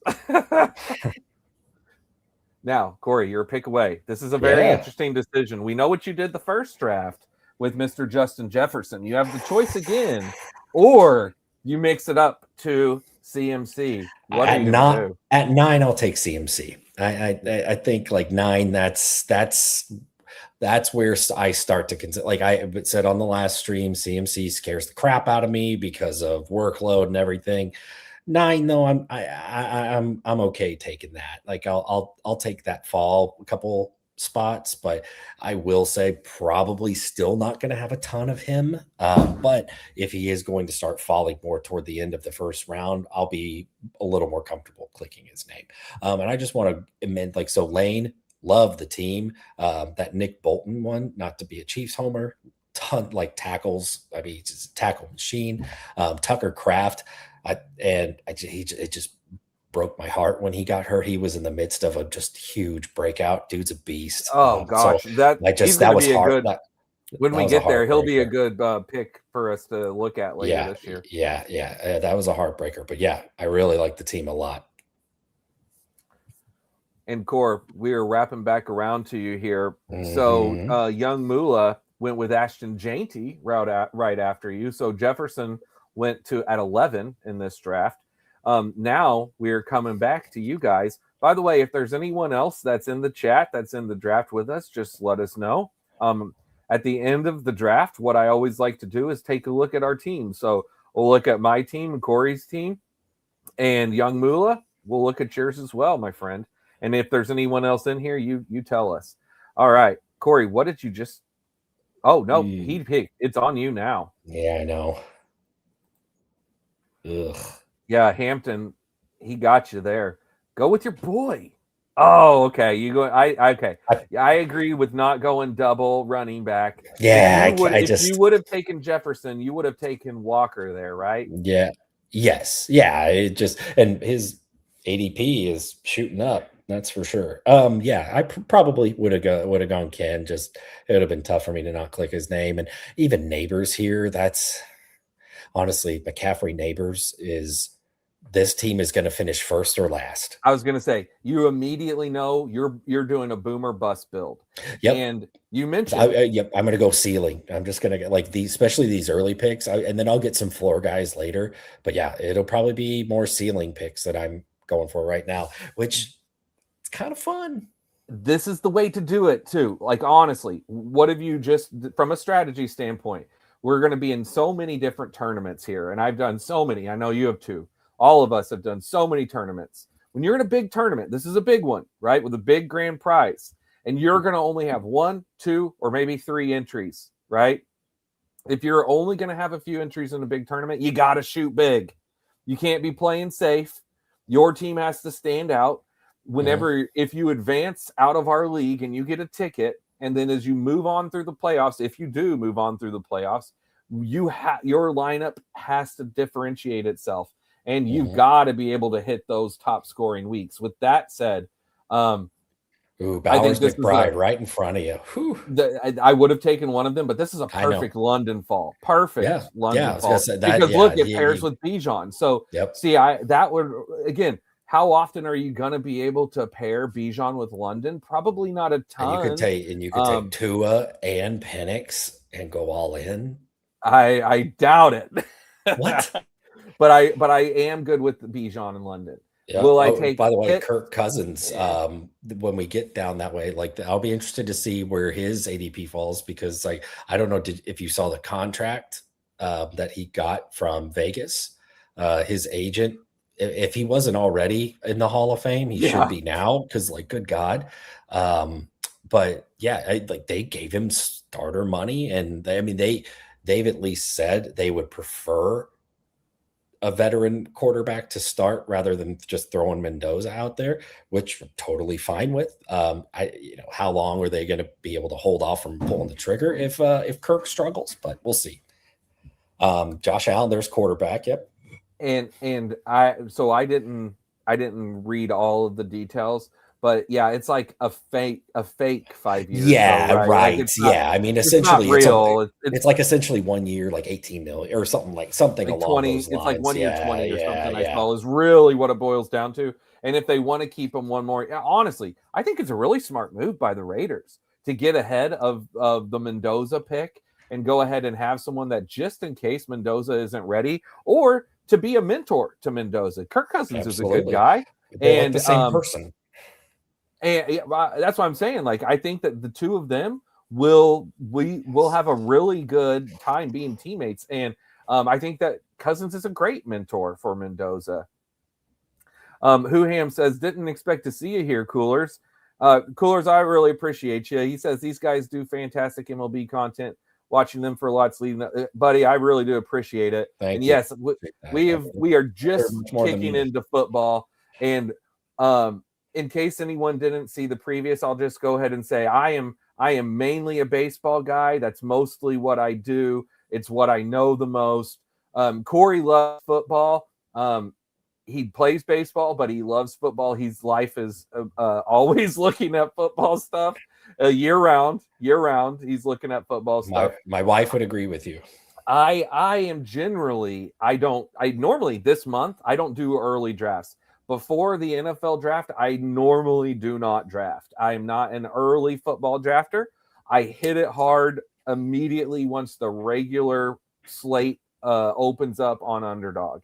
And then I draft. So all of May, June, July, August, every day. So, but this year, we got the channel going, and we are going to continue to draft. And this is all whole new territory for me. drafting early like this. So let's see what you got here, Core. You are up. No, you're not. It's Young Mula. Now you're up. He got you. He got you. Go with the guy you took last time. Yeah, I am. Yeah, I am. Oh, well, I was Absolutely. in a great spot one way or the other. I was going there, but you know me. And you just talked about McConkey being like the potential breakout guy of this round, and I don't think we can say that necessarily about Wilson because of Geno. Obviously, we could say it because of Wilson because of his own talent. Look at Luther Burden, 37 overall. Like I'm telling you, man, people are drinking the Kool-Aid. Like, I'm not saying it's wrong or anything. It's just, but yeah, I mean, he's a big riser. Spencer, did you see that? The Shane Smith one? Oh God, no. So how cooked am I with 42% Shane Smith? Very. It's not looking good. Yeah, very cooked. About as cooked as Spencer was with like a 20% profar at one point or something like that. Hey, it wasn't quite that drop. high, That drop. I got it down because it happened to. I still finished with like 10%. Yeah, you got profard. I got profard. Okay, right. I have the chance to do the Loveland. I think money. I think I'm going to do it. Do it. I'm doing it. It's done. I love that. It's done. So again, I was just talking about. I mean, I'm not afraid to take tight ends early. This is a good spot. Oh man, and look at where I'm at. Davante or Mike Evans. Yeah, or if you wanted to go with the build, I could go with Rome. Or with the Rome and then, go with a double. But yeah, you would have to spend your next one on Caleb on your next turn if you want to do that. You know what? I'm gonna try it because I'm not gonna stack the foul. I'm not taking Tua. I'm sorry. If I do, it will be he'll have to fall. I mean, I'm not a Tua guy at all. What happened to Shane Smith? I wish I knew what happened. He was bad all spring training. I don't know if he's like pitching through an injury they're not talking about or what, but he does not look like he did last year at all. So I don't have a good reason as to why he's struggling. But boy, speaking of cooked, I was a Dustin May stan, and that is not going well. Yeah, I was not. I was not. I blame the Cardinals. It can't be Dustin May's fault. It can't be Dustin May's fault. It's not his fault. It's just the sun was in his eyes. Yeah. Is this field even regulation size? What sort of ball is this? Yeah. Okay, you are up, sir. You've got a 1 running back, 3 wide receivers next to you. Young Mula there's got 3 running backs, 1 wide receiver. How are you going to do this round 5? I'm going to go with a fun pick here. There it is. Gadaboo. I like that. That's fun. Mm-hmm. And we're all about having fun here. It's fun. So, again, we talked about this. Oh, no, I got a giant stack. You do. I just noticed that. Oh, yeah, you do, baby. I meant to. Oh, Christian Watson. I love that pick there right after you. That's what the difference a year can make. No joke. A dynasty startup last summer that you and I were both in, 12 team. Christian Watson fell to I got him in round 23, and now he's going round 5 in a fresh draft. Wild. Yeah. Wild. Things change. I wanted to say this. Whoham says my biggest position player stand is Weatherholt, but I don't know anything about baseball. Just worked with Updog and used his tool. Well, let me tell you, what's Updog? Sorry, I just had to do that office joke. So JJ, awesome pick. I talked about this in the streams of baseball all the time. I couldn't believe his price never got steamed. When Griffin was steamed up, when McGonigal was steamed up, JJ never got steamed up, but JJ was the one who was assured a job, or it was looking like it ever since the Cardinals made the moves that they did and shipped Aaron Otto out of town. That pretty much solidified at that point. We talked about it back then. Like, I think JJ's going to be on this team. And sure enough, he's looking great to start the year too. So I'm loving it. And I ended up with JJ at like, it was around a 12% clip in the dinger. Duggar finished with like a 20% clip of JJ in the dinger. Of course core. you did. But he stayed going at the bottom. Can we say something about this quarterback run and also the 12th pick double tap? Yeah, the 12th pick screwed me with the double he tap. did. He got you on that one. But that's okay. Yeah, you don't see that very often, but this is like the QB pocket is very different than it was a year ago. Oh, so much different. That's something that I'm going to be getting used to during this draft season. If this is how it's going to go all season or all off season, all draft season, I'm going to be taking a lot of late quarterback. Again, just a personal preference. I like Jaden Daniels, Lamar. I think those are round 5 is honestly really good value for them. And you can even make the case for Jalen Hurts because, and I think he's a great bounce back candidate, but just, I don't know, Caleb, Burrow, May, like it's a little, did you go May? I went May. Okay. I know it feels, I mean, again, when you can get someone so much lower, we haven't had to spend up on quarterbacks quite this high in the last few years. Michigan won? Oh, yes. Nice. I'm not a Michigan fan. That's strictly monetary. I have a bracket where I actually I only do 2 brackets, but my one that's doing well, Michigan UConn is who I had in the championship. Look at you. How about that? I'm really How about smart. them apples? I know. I am really good at basketball. Cory knows basketball. I know, especially collegiate basketball. I'm really smart. Exactly. I definitely didn't do it the day of at work in 5 minutes. I was going to say, you know the colors of the teams. There's no doubt about that. Well, yeah. And those are the ones. My wife put together one like the night before, and I was like, she was like, who should I was like, honestly, you have as good a shot as I do. Frankly, most people just pick a bunch of randos. You know what? Just circle a team. Yeah. Okay. We are coming back around to you, my friend. Now, what you've got right now is a 0-2-4-0 build. So no tight end or quarterback yet. Are you going to keep that train a rolling? No, it's quarterback right here. If he is there for this pick. Yep. I see your pick. It's a stack piece. Lock it up. Justin Herbert. No, Jackson Dart. Double Giants. That makes even more sense. Yeah, I immediately thought of McConkey because again, I wasn't thinking in my mind the Giants stack. Giants stack. Yep. If you're going to go all in on any team, the New York Giants. Honestly, no, the Giants actually. I loved it. Oh, sure. Yeah. The Giants, like I know Harbaugh isn't the offense, like he's not play call or anything like that, but it's the culture. He's a culture builder, and I'm going to be in on the Giants this year. And if you're going to be in on 3 Giants, you got the 3 ones to be in on. I done did it. Is Darius Slayton still there? Yeah. Because a couple years ago they let Saquon walk in free agency and signed Darius Slayton to an extension. So really there's smart. Another stack piece for you later. And he's still employed there, which is wild. I'm sure they'll probably go out and draft another weapon this year. Yeah. All right, coming back around to you. I could take Herbert here. You could. If I wanted a double tap quarterback. No, and you're not going to. Young Lewis says, no, sir. Nope, not in my house. Let's go.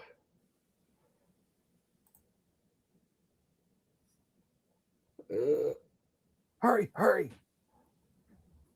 I'm going to go Tucker Kraft there. I'm going to go Tucker Kraft. I was just gassing him up, and I know the ACL, but he has tight end he has top 3 tight end upside. Oh, 100%. Like I'm not going to sit and say he's going to over Bowers or McBride, but yeah, I mean, I know with the ACL, like this probably is still a little rich for me, but it was a little bit of a panic pick. But I still like him. You've got a potential good one too if you want to go, but that depends on if you want to keep the Falcons build going. But Mr. Pitts is staring at you.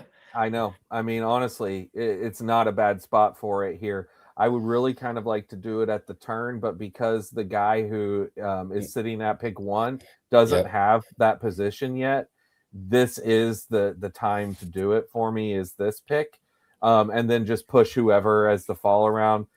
And I think I know who my push fall around would be, but I'm going to bring something up to you before. Okay. I am going to go ahead and do Pitts. Let's knock that out. Yeah. So Wan'Dale, I'm a big Wan'Dale guy. I like drafting Wan'Dale. I always have. We talked about him last time. We'll talk about Wan'Dale a ton this whole summer. But I only have one running back. So I'm sitting with and I'm done with tight end, by the way, just to make sure. Yeah, that's actually what I was going to ask you. I'm like, this is a two tight end build for me. So easily. Monangai or Dobbins or Wan'Dale. Help me. I'm thinking Monangai. Okay. All right. Good. Then you said exactly the name. Bears. Okay. You have a Bears build. And I have a Bears build. So I just wanted to make sure you were even if you didn't, I would have taken Monangai over Dobbins, right? I would have, yeah. Because the thing is, Monangai is technically the 2, right? Whereas Dobbins is the 1, but you've got Harvey and it's kind of like going this direction, right? Like they brought him back and gave him real money. Like that's the I just still don't understand why RJ Harvey's going as high as he is. I know we'll talk about it later, but he's got the explosion ability. Like he's definitely a bigger play guy, and obviously J.K. Dobbins injuries are an issue, always have been, but it's not like, he got hurt last year. And it's not like Harvey ran with the job. He was okay, but yeah, I get it. And he is going high. Let's go back up. Let's see where he went in this one. 68, right by Chuba and Tyler Warren. So yeah, I mean, I get it. Personally, I think it's just all about the fact that most people are probably thinking like me, well, Dobbins is just going to get hurt again. Right? I mean, this is just what he does. Oh, you just got Wan'Dale? I did. You dog. I know. I love that. I will, and I was about to say, and it's your Giants thing, but I already knew it wasn't. It's just I'm just so used to Wan'Dale, of course. I know. I got to retrain my brain on a lot of these things here. I know. Oh, and running back is starting to get a little thin here. Hey, Young Lula, let me know in the comments when you do what you just did with your Herbert Love double tap. Do you still look at going with a third QB later, or when you double tap in rounds 8, 9 QB, does that tell you it's going to be a 2 QB build? Do you normally do 2 QB builds? Just interested to know your thoughts on that as you're building this, because like how I've got the double strong tight ends, I'm probably going to be done. Now, the only reason why I'll say maybe I will take a third is because we're doing a 20-round draft, right? Instead of an 18. If we were doing an 18, there's no way I would take a third. All right, Corey. Kenny Gainwell, baby. Yeah, it's, like Worthy is obviously staring at me in the face right there. And it's just so tempting to take Worthy because I love him for a bounce back, but running back is starting to get awfully thin.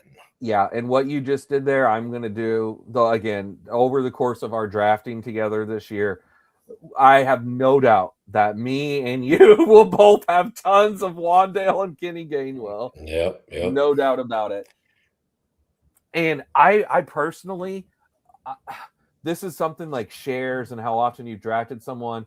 Obviously, we're not going to worry about that at all right now. But when we get later on into bigger tournaments, like when the first puppy tournament opens up, we'll talk about shares and things like this more often. Right now, build your best team, best players, best team. All right, Corey, it's back to me. Now, I have Chris Olave. Mm-hmm. I could go Shuck here, right? And then do just like, at least to give myself the option for maybe a 2 QB. But I don't know that Shuck's necessarily good enough for a 2 QB. But there's no running back that stands out to me, and Matthew Golden doesn't stand out to me. So I'm going to grab Shuck. Yeah, and I think it's fine. And again, I think a good reason why is because of me having Olave. I actually think that maybe rushing wise, that Malik Willis, I feel like I will want Malik Willis more than Shuck. I know Shuck ran the ball really well last year. I mean, he looked great doing it. I'm going to go with a classic Spence pick that I wish was still on the Buccaneers, but I'll take him with the Commanders and go with Rachaad White. I mean, he's just a fill your running back room type of pick. Yeah, his value is tied to if they take Jeremiah Love or Jadarian Price or something in the second round or something along those lines, because I think he's a much better like 1B to a 1A option, I think, in actual football and real football, but at the same time, like that he's kind of an insurance policy in case Jeremiah Love doesn't happen or something of that nature. So yeah, I mean, there's a reality that exists where Rachaad White is the RB1 there. Well, and I'm not even counting that. I don't ever think of Rachaad White as RB1. It's just about spike weeks of maybe receptions and maybe a multi-touchdown game where one of them is rushing, one of them is receiving. I wanted to throw a couple comments up here, Corey, as we're coming to you. But before I do, let's hear your pick because you're up next.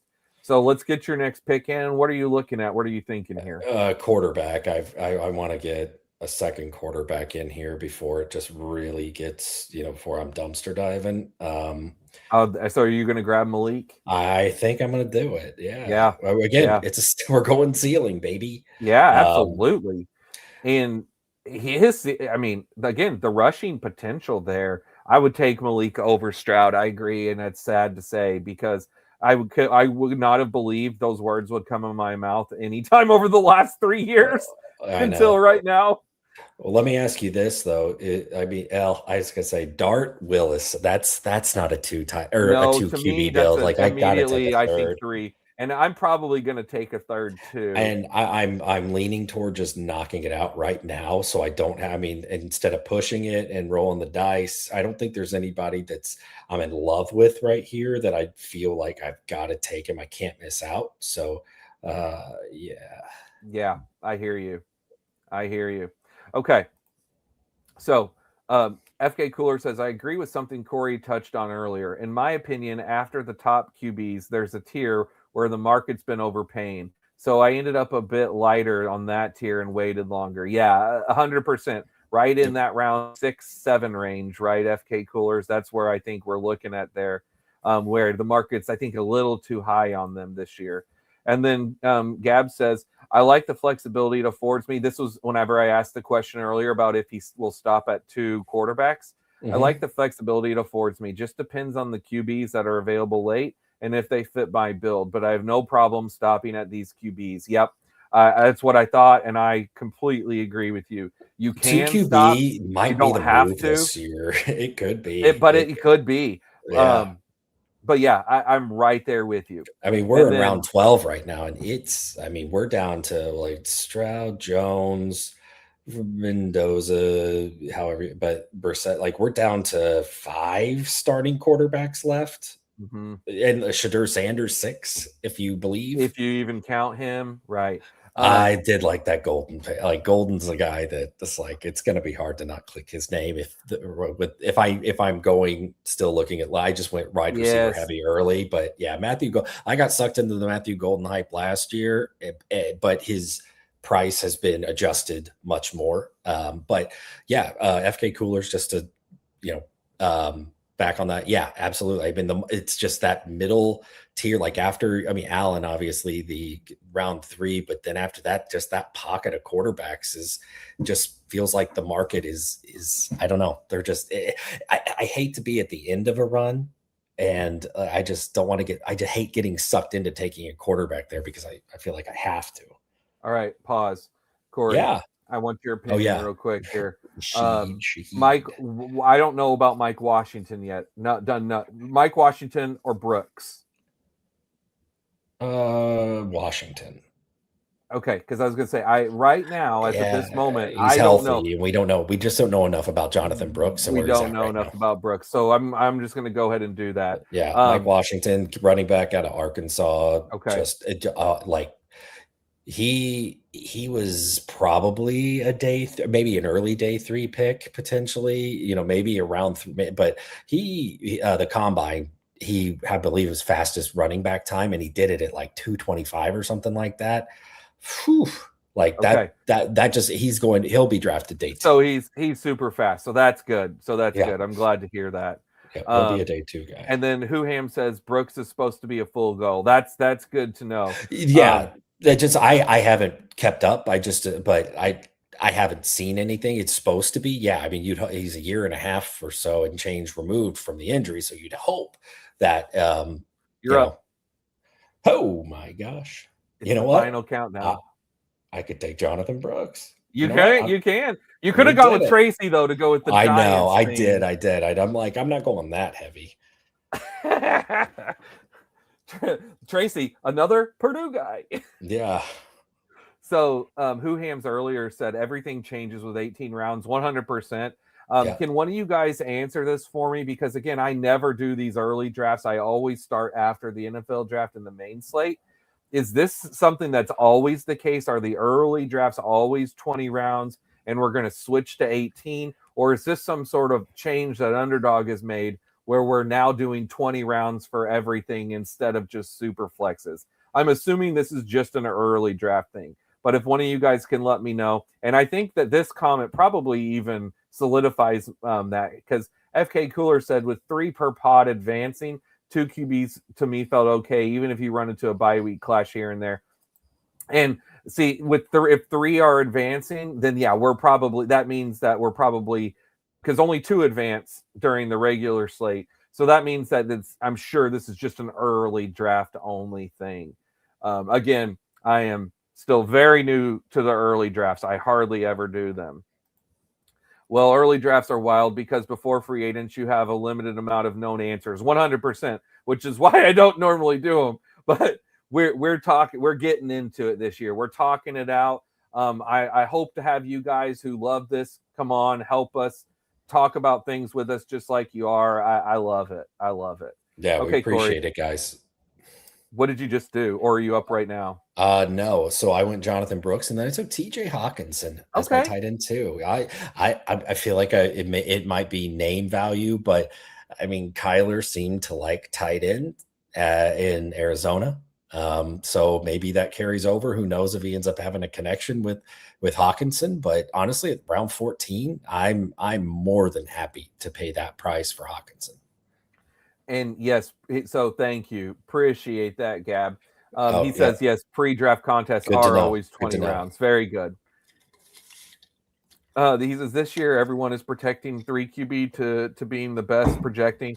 So they are getting pushed up, and ADPs were mostly set with knowing like 24 starting QBs. Yeah, it makes a lot of sense as to why it is what it is right now. Okay. Yeah. I'm up. Coolers, I agree. I love 20. It just feels, I don't know. I prefer 20 to 18. I mean, either way is fine, but yeah, I prefer 20. I'm all about 18. I'm actually all about 18 but that's where my brain is. I'm trained to 18 though. That's the thing. That's fair. 20 is fun. It is. Don't get me wrong. Mm-hmm. It's fun, but I'm just so used to like knowing kind of the cutoff of anyway. It's just, whenever you do thousands of round 18. Okay. Okay. Checo. Yeah, we can talk. Hey, Dylan Sampson. I think I'm Dylan Sampson over. I don't. Brian Robinson. Let's go ahead and lock that up with what I have with Atlanta. Just going. Yeah. Okay, just go ahead and lock that up. Okay. Yeah. So, how many running backs are you drafting, knowing that you have those 2? I guess like you essentially took a handcuff. Unless he has. I'm going to go 7 probably, and yes, I know, but at the same time, yeah, I have done. Which is I did 500 baseball drafts this year. Okay, but I have done for the last 5 years. I've been doing well over 500 football drafts a year. I mean, a couple of years ago, I was almost at 1,000. I'm sure a lot of you guys have been up there with me. Spencer gave me so much crap because I wanted to shorten the bench in one of our dynasty leagues because I thought it was too deep, and he was like, "What?" And because this guy, I play in home league. Oh, I got sniped on Calvin Ridley. It was just I do love deep drafts. I'm not talking bad about the 20 round. I'm just saying my brain is so used to the builds of 3-5-7-3 and 2-6-8-2, and switching up with those 2 extra rounds. It's messing with me, but I'm very early on this. I'm just not used to the 20 rounds in football.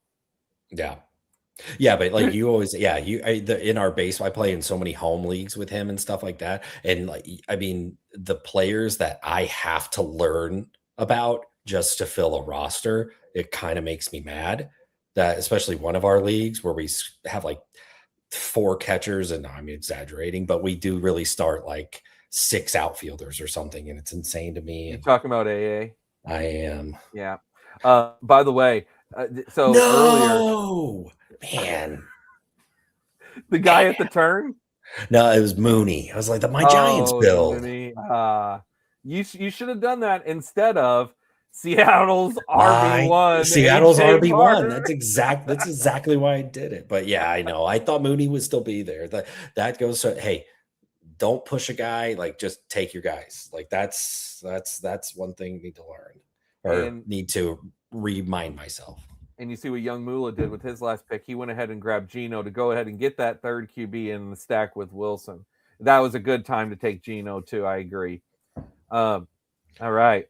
What you doing? I can't do Tyreek. It's tempting. Why can't you do Tyreek? He's gonna sign somewhere, right? Is he healthy enough? I don't know the details of Tyreek. I know he was a free agent. I know he was hurt last year. Again, we'll be learning this stuff together. You went ahead and did it. It's shoot for the moon, baby. This is a ceiling team. This is a ceiling team. We're 100%. A ceiling team. What's your build? Let's take a look at our builds. So, Corey, you've got a 3-4-6-3, and Young Mula next to you has a 3-4-6-3. You guys are rocking the same Great build. Great minds. It's coming to me. I've got a 2-5-6-2. So I'm still rocking my 2s, and I'm looking at QBs. Oh, God, 2 is the top one. It's meant to be. I'm going to have to do it, aren't I? Yeah. I'm going to push it. I'm going to push it to the 17 and not push it real good. I'm going to push it real good, baby. Well, wait, you got May and Shuck. That's right. Yeah, May and Shuck. Yeah, I got to do it. I got to do it with this Atlanta thing I've got. Like pushing him to another round just to make yourself feel better. That's all that would have been.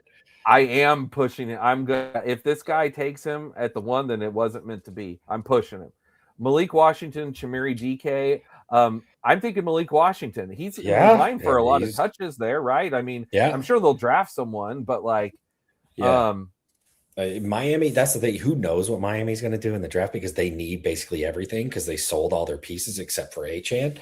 So there's no telling what they're going to end up doing. But yeah, I mean, receiver makes so much sense for them in that pick. I think they're pick 12, I think. Yeah, that's what I'm like. I'm sure after trading Waddle and letting Hill go and everything, they got to have someone for Malik to throw to.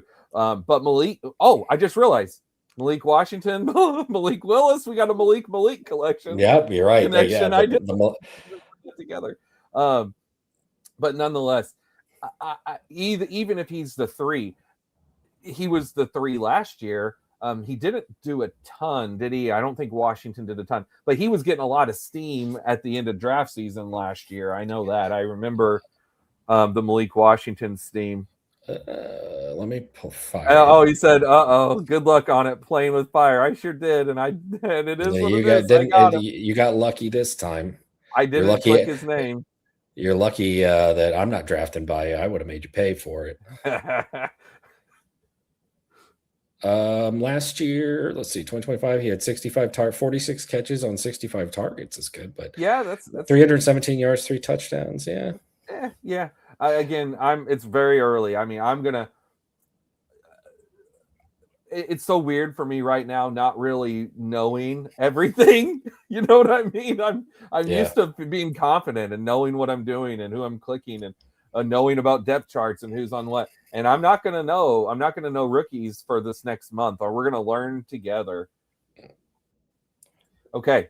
Who did you just pick? I took DK. DK fell to you? Yeah. Yeah, and I've got the Titans, but yeah, I mean, that made sense to me. And then there went Gunnar Helm, but you were done at tight end anyway, so you weren't going to take Helm. I sure was. What about Iomanner? Would you take him also and just have the 3 of them? Have you thought about that?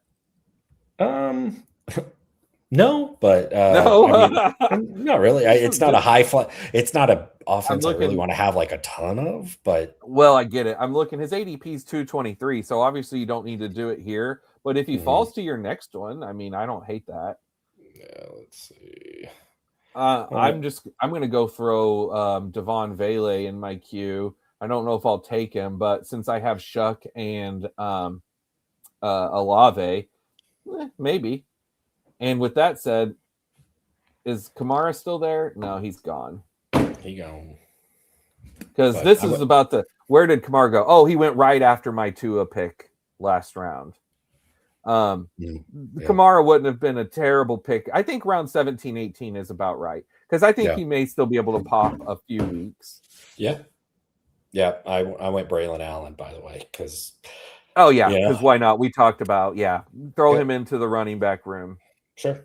Like at this point, it's just bodies. I mean, at this point, Ray Davis, Kamani Vidal. I would say that Braylon probably has, if everything's equal, he probably has a better touchdown share chance than those two, Ray Davis and Vidal. That is okay. Question for you, Cor. So here's where I'm at. I have a 3-5-7-2. I'm not taking another tight end here. If I take a third tight end will be with my last pick. So I'm going with a wide receiver. No, maybe not. I mean, Najee's a free agent. He's gonna sign somewhere, right? I don't know. He already a slow running back, popping his Achilles. I mean, I won't click his name, but he met with Seattle was the last one I saw, but they didn't sign him, at least to this point. I just went Trey Benson instead, which is not a great pick either, but if he's going to sign, I mean, I wouldn't be surprised if it's after the draft, because like we're at the point of the offseason where GMs are going to start messing with the compensatory formula. So there's no need to panic on players that aren't signed by the draft. I'm going to stick with Vele, like I said. I thought about going Hollywood. What's your thoughts about Hollywood this late? Is he hurt? Why he signed with Philly? Why is he going all the way this late in the round 19? I get he's old and he's not great, but I mean, still he's a name. You know what I mean? I'm surprised. I'm just surprised to see him down this low. He's the fourth option in his own offense, behind the top two receivers and Goddard. Probably. I mean, I think really and what's that third wide receiver ever done there? Absolutely. Jahan Dotson, and those kind of, it's like, I think he's still got some left in the tank, but I mean, he clearly signed there. Now, if AJ Brown gets traded, we can talk Hollywood Brown, but I mean, there's a reason why he signed to be a third option. Mm-hmm. Okay. 7 seconds. I cannot stop drafting this guy. Or last year, Amari DiMercado. Is that? Oh, no. I don't know. Jaden Blue. I at least. Honestly, that seems like a good price for him down this late. Just take the gamble. What we were just talking about with Javonte earlier. Like, I mean, every once in a while he might pop one off, and so all right. And then let's see. So let's take a look here. I'm a 3-6-7-3, so I'm probably going with my. Man, are you going to do another wide receiver? You're going to do 3-6-8-3? Yeah, I'm probably going another wide receiver. So I will be a 3-6. This low. Isn't that wild? Oh, it's wild. It's wild. Yeah. I mean, I'm gonna have a hard time because I already said this year. I told you before we got going with drafting. One of the first things I said was I will not draft Cooper Kupp this year, but I didn't expect him to be going in the last round. Yeah, it's gonna be hard for me to pass up a last round Cooper Kupp and just hope that he pops off a few good weeks. But we'll see. This team, it's going to be easy for me to not do it because really I want to take another running back shot here at the end. Is the way that I'm thinking for my team. I'm going ceiling again, Kyle Williams. We'll Yeah, see I what. love that Yeah, pick. we'll see what they do at receiver. As of right now, it's might be Romeo Dobbs and Kyle Williams, or there's other guys too, obviously, but like no more Diggs, like Dubs replace Diggs. We'll see if they address the position in the draft, but I don't know. I felt better going with Kyle Williams. I did Branch on that one. There's some really interesting end of the draft here, wide receivers. See, Bond just went. I mean, I'm very intrigued by some of these names. One that you just mentioned for my team. Should I Jahan Dotson? Jahan Dotson. Jahan Dotson. I mean, with my Atlanta thing, you know what I'm saying? Like, if you want to, I guess. Theo Johnson it seems like a good pick here. Yeah, they brought in Likely though, so yeah, he has had injury problems. Tez Johnson isn't a bad one here either. I think I took Tez with my. I think I'm gonna go Jahan Dotson, and again I'm going in on Atlanta just in case something happens to one of the other Atlanta guys. Then, hey, why not? Why not? Oh, you should have taken Tyquan Thornton. Should have taken Tyquan Thornton, dude. There will be plenty of time to take Tyquan Thornton. All right. I thought that was really good. I had a really fun time drafting that. Let's go ahead. I got you in the projected points again. Jeez, dude. Gab said, hey, he believes in Kyle Williams. Kyle Williams, hey, for a 20th round pick, I mean, with his speed and everything, and if Drake May continues to ascend, yeah. And then this is what Cooler said about Hollywood. Yeah. That's why you spend the pick. Mm-hmm. That makes total sense. Yeah, at this ADP, why not? It really is a why not pick. But I just I had a ton of Hollywood last year because of the Rashee or the Rashee suspension, and then he ended up being the have a better year than Worthy, which is kind of wild. But he's still got a little left in the tank, and there's going to definitely be spike weeks. So it's best ball. But yeah, and if AJ Brown does go somewhere and they just bring in a rookie or something like that, then Hollywood's the unquestioned wide receiver too. All right, well, buddy, let's take a look at our teams. Yeah. Just want to let everyone know. So we are just doing one draft now. It's because we're already at a 2-hour video. But after we're done with this month and we get into the regular drafts, we won't be starting the videos off with doing player breakdowns. That's just what we're doing to get ourselves back into football mode here right now. So when we do, after the NFL draft, when the regular draft slate opens, we're going to be drafting and just doing 2 or 3 drafts together on those nights. Okay, so let's take a look at Young Moolah's team. So look what he did. He went with a 3-5-9-3 build. 3-5-9-3. So the 3 quarterbacks being Herbert, Love, and Geno.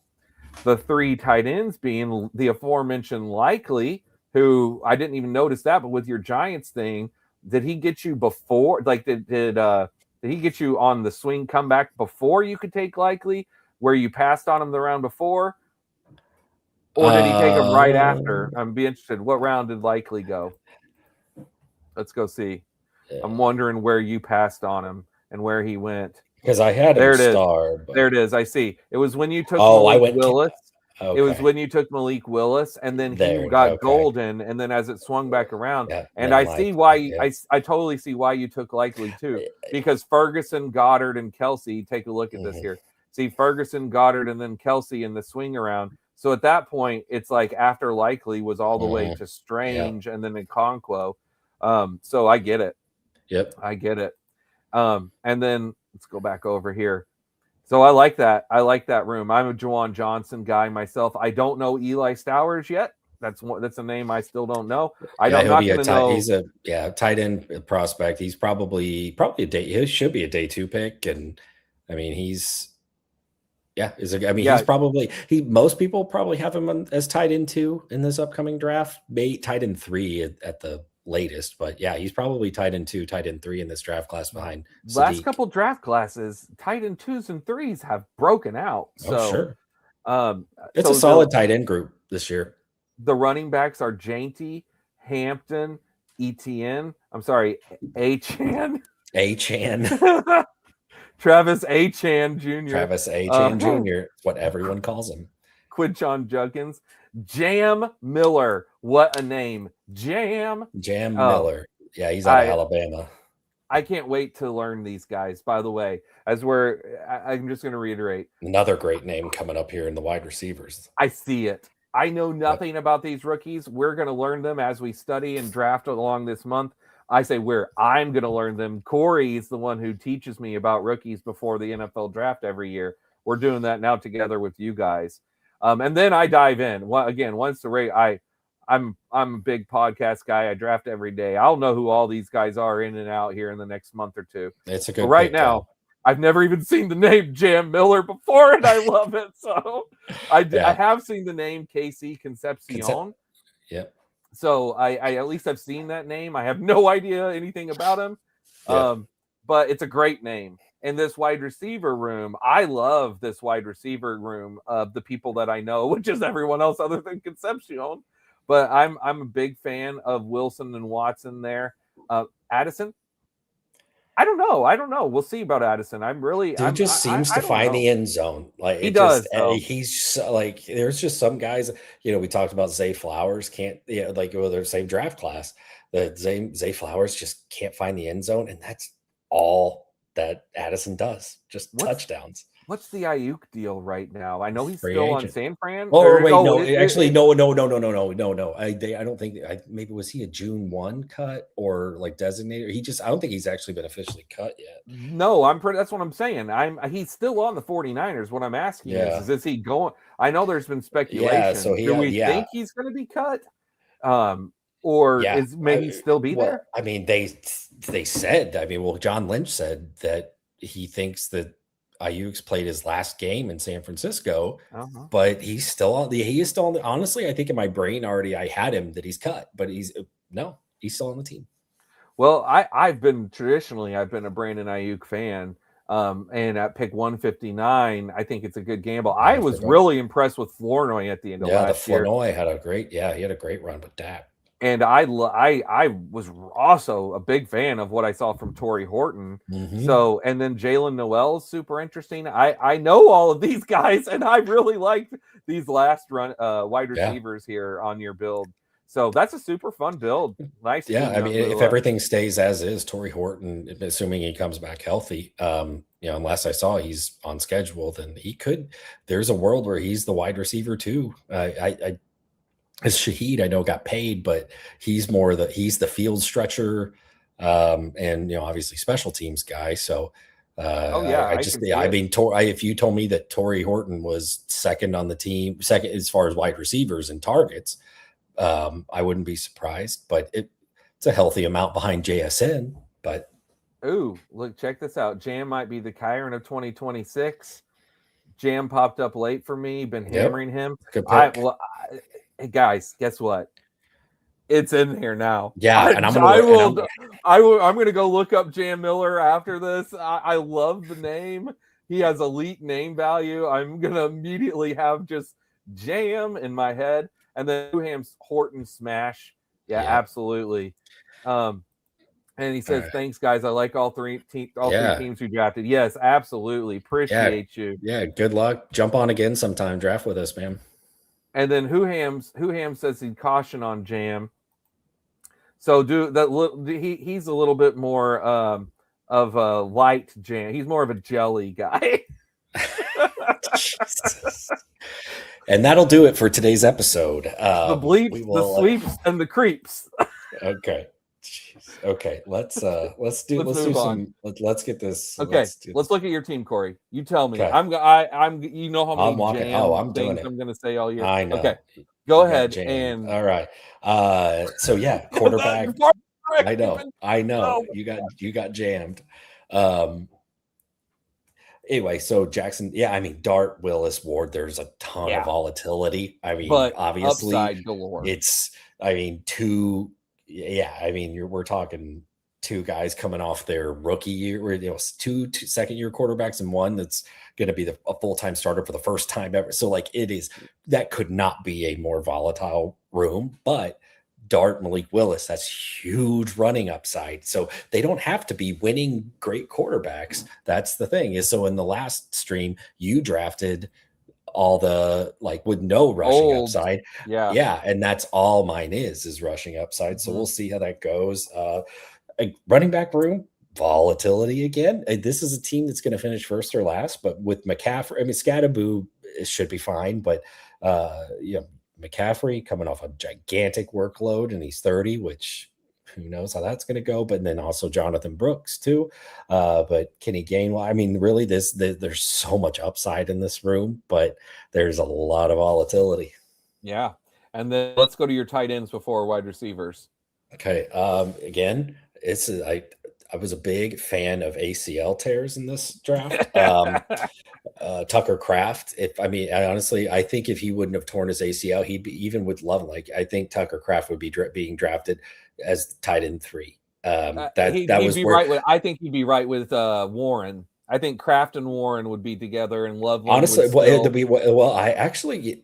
never not. know. I mean, we're talking, hindsight here, or what ifs. But Tucker Kraft, he was emerging as elite tight end, and I think he would be drafted. He would have finished probably tight. I mean, he would have finished tight end 2, most likely behind McBride. But Hawkinson at round 14, I'm going to smash that every time.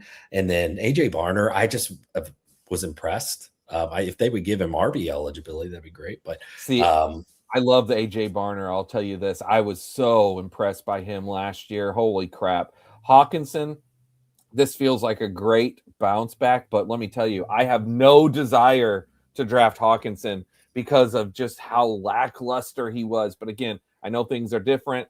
He's at his lowest cost he's ever been. It makes a lot of sense to get him at this ADP. And then your wide receiver room. Well, this is very fun. Yeah, and that is exactly what is fun. I mean, Neighbors love. I mean, obviously, Neighbors. He's healthy. He's an alpha. He's a top 5. I mean, he's the man. Tet. We already talked about how that he could take if he takes the leap, lad. I mean, honestly, and then Brian Thomas, I'm hoping that he gets traded maybe from Jacksonville, that all these rumblings ends up coming to fruition. Wandale is a floor guy, which complements the ceiling guys that I took really well. Tyreek, we'll see, but at pick 184, why not? We'll take the gamble. And then DK is just, again, maybe he ends up building on his season from last year. And then Kyle Williams, we talked about already too. Mm-hmm. Yep. And I can tell you this right now. I didn't see Kyle Williams' name down there. Now that I know he's an end of the draft guy, I'll be getting a good amount of Kyle Williams. See, I had Drake May. I would have loved to have taken Kyle Williams if I would. This is, again, where my inexperience in drafting, but this is marked away in the old noggin, and I'll remember it next time. Yep. All right. It's final verdict. Fun team. Love that team. Oh, I think your team is super fun. All right. And I would say it's a good dart throw in this tournament. Huh? You are on fire right now. You are on fire. Okay. So my team, 3-6-9-2. I did stick with just the 2 tight ends with Loveland and Pitts. I could have taken a third one at the end, but whatever. It's either going to work with these 2 or it's not. Mm-hmm. My quarterbacks, if I'm going to take Tua ever, this is the team to do it. Sure. And I do like May and Shuck. I'm about to go look. I don't think I have any stack pieces with May, though. That's where getting Kyle Williams at the end would have been real nice. Yeah. My running back room is one that looks disgusting to me after Bijan, but it has potential. It could play. And if Mike Washington lands in a good spot, I think he's projected a day 2 pick, probably like 3rd round. Just depends on how the board falls. It's not a great running back class, so if there are running back needy teams in day 3, and he crushed the combine, so he could. Yep.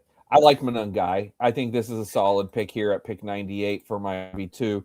So overall, I think it's an okay, but it just feels. Again, I feel like I should have taken a 7th. Maybe I should have taken a 7th. Yeah, I wouldn't say that there's a ton of upside there. I mean, Manungai potentially could, like if something happens to Swift, he's never been the healthiest guy. So if Manungai gets if he's the unquestioned RB1, then that's tons of value in that offense. And then a lot of guys that should be fine. But yeah, I guess the upside is really with Washington, right? And again, we'll see. It just depends. I don't know if he's not going to. I can't imagine a scenario where he comes in day one as a workhorse or anything, because there's just not a lot of those jobs available right now. But yeah, I mean, he could. Things happen. And then my wide receiver room is interesting. Again, I don't love it. I don't feel great. I've got a lot of options. So, a lot of darts to throw. London, Olave, Adunze. I like these. If I could go back, I would not have taken Adunze. I would have switched this to a running back. Because if this pick number 50, if I had another running back here in between Bijan and Manungai, and then I still had the rest of these wide receivers with Cortland Sutton as my 3, I would have probably spent something different to get someone better as a 4, so that Rashid Shaheed would not have been my 4. But nonetheless, that's my initial gut thought, is based off looking at the final product of my team. I do think that I should have taken one more running back instead of Adunze. With that said, it's a fun team. And again, I had a good time building it. It's a nice stack. And I think it's an interesting one for this tournament. So let's see. There was one pick I was going to point out. Yeah. Cortland was the Cortland Sutton, what we talked about earlier. Is like, I'm more in on Cortland Sutton at ADP than I am Jaylen Waddle. I don't know. I guess I just don't think Jaylen Waddle's going to make Cortland Sutton disappear. And not that he's being drafted as such, but still, I think that, pick 75, like, that's pretty solid value for, like, he's still going to be a thing. But that's coming from me, a little biased, but. Yep, I hear you. Okay. Well, buddy, we're at 2 hours and 20 minutes. This is a good place to call it. Guys, thank you so much for joining us. Thanks here so tonight. much. We really appreciate active chat. It was awesome. It was great. We will be doing this twice a week till the NFL draft. And next time we'll be going through rounds 5 and 6. That will be Tuesday night. So Tuesday night, 9 p.m. Central. Come join us. We'll talk for about an hour, and then we'll jump into draft. So if you want to wait and just draft with us, jump in about 10, and we should be getting ready to go pretty soon. That's 10 Central. Where I'm in Illinois, Corey's in St. Louis. So yeah. Well, guys, this was super fun. Corey, thank you again for going through things with me tonight. I can't wait to continue this series. With me and you are we're in for the long haul. I was gonna say we're gonna rock this football season out. I can't wait. Let's make some money, boys. What do you say? Oh, and one last thing. Believe in the jam. Oh man, I'm gonna go YouTube him right now. All right. And watch Jeremy Jam videos. Co-host the story. And watch some Jeremy Jam videos. All right. And guys, this has been Best Ball Draft Addicts. Until next time, keep drafting. See you guys.